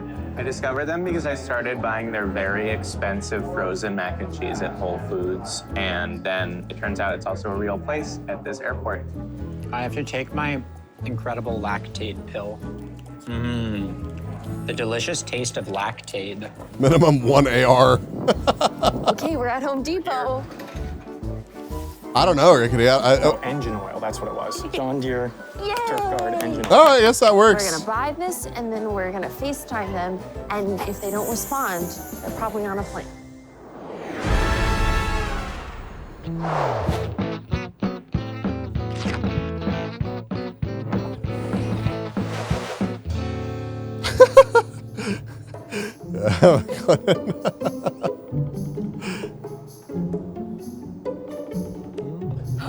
Hello.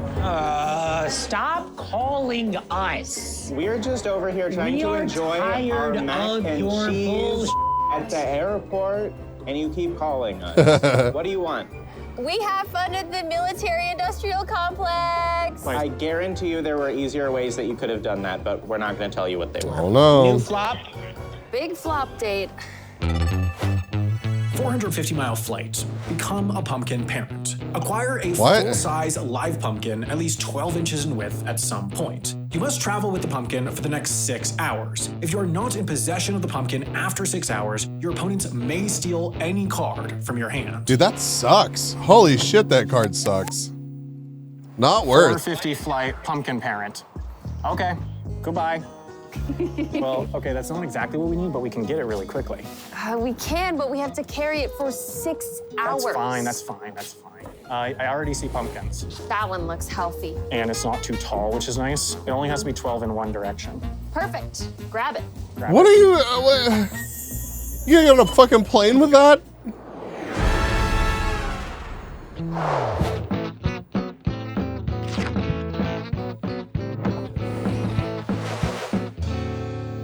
How do you feel about our new child, Sam? I love it. They're gonna be so mad.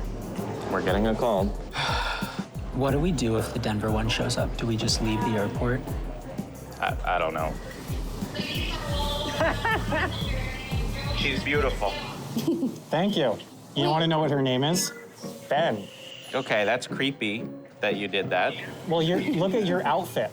That's true. I am looking very pumpkin-esque. Yeah. Another flop? Another flop.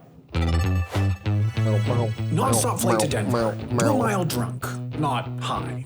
Run a mile. For each quarter mile, you must drink 1/4 the amount of alcohol that would get a player legally drunk. Oh. Uh-oh. Bye. Go, go, go, go, go. Okay. Shoot. Okay. You can't do that in there. We have to try it. We have to. I think we're gonna miss our flight. This is the ticket everybody wants. This is it. I can go to the airport, find alcohol. It's gonna cost them like $100. Denver. It's gonna cost them like $100 to get drunk in the fucking airport, and they're gonna be awkwardly running down like. I guess you could do it, honestly. It's a big enough airport for them to run around and get that done. Who knows who? Except for all the people on Nebula, of course, because they've already. Yeah, and they could do it. They could do it. It's out right now on Nebula, just like every single. It'll be incredibly awkward, but they could absolutely get it done. All right, Nebula, everybody, please. I want to encourage everyone to follow them and look at the rest of their content. I wish we could watch the next one right now. It is on Nebula. I will wait. I have a Nebula subscription, and I wait and I watch these with y'all. So, yeah, sounding like a way to get approached by security. Yeah, but I mean, like, what the worst that would happen is that security would be like, "Don't run," and like, if it's such a big deal in this right now, like, I just don't see like. Yeah, I don't see not trying, you know. I know there should have been penalties on picking up tickets without using the one they already have first. I agree, Carrick. After seeing them churn through so many, yeah, I agree. Tempted to subscribe. I mean, they do like I think they deserve it. They make quite a bit of good content, not only on you know, jet lag, but they have quite a bit of you know, quite a few other channels and good content. So Critical Causality is now following. Critical, thank you for the follow. I appreciate that. Welcome. Thank you for being here. Sorry, an ad is about to start. I'm gonna let the ad play, and then we're gonna find somebody to raid. So, oh, I like the emote. That's such a cute emote. That's such a cute yo emote. You have Nebula. And yet you're still here hanging out with us, and that's why we love you, Polka Dog. Yeah, I couldn't pause the ads anymore. They are about to do their thing.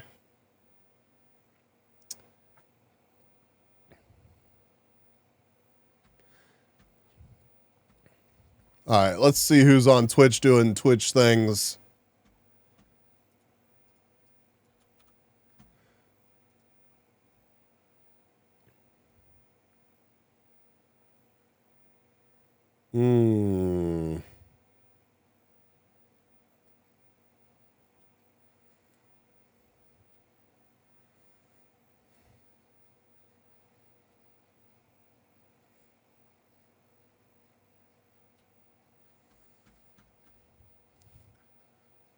What? That's also an adorable bee emote, and that's from a different channel. Hold up. How do you have so many cute bee emotes? What the heck?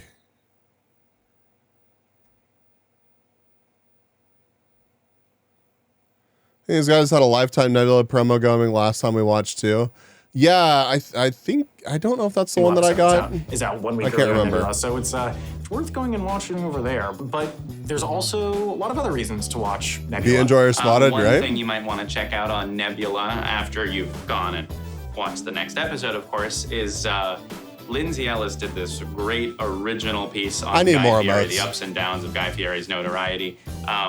Obviously, we got a little reference to Guy Fieri in this episode, and if you want to learn more about Guy Fieri's career, that is perhaps one of the most comprehensive versions of it that I've ever seen. And Lindsay Ellis also like only posts stuff on Nebula now, so if you want to see any of her stuff, you gotta go to Nebula. I never knew I wanted to know this much about Guy Fieri. I did. I always knew. No, you did? Okay. Yeah. Wow. And there's actually a lot of stuff that you can only see on Nebula, and there's more and more by the day. Nebula is actually releasing its biggest ever slate of originals, more originals than they've ever put out at this pace before. And it's really great stuff. These are like big I do, budget, yeah, I need to unique add some more. projects from independent creators. Part of what Nebula does is All right, so we've plugged Nebula for them. We will be not. You did. I need to add them.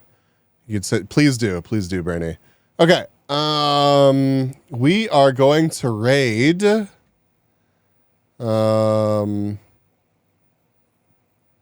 Komugi.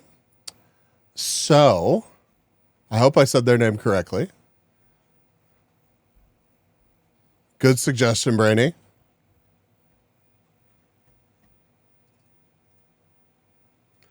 I will not be live tomorrow. I will, however, be live on Friday.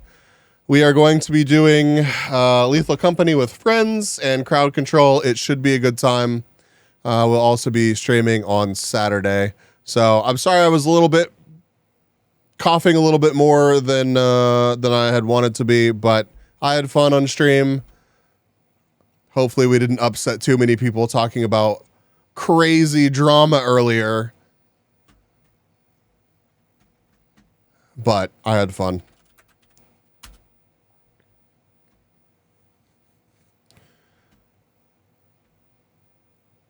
Show Komugi some love. And let's see some bees in, oh my God. The not emote is just absolutely insane. Of course, thank y'all for hanging out with me. Let's see some bees over in our chat.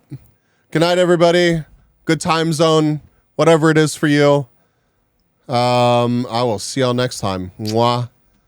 Bye, chat. Bye.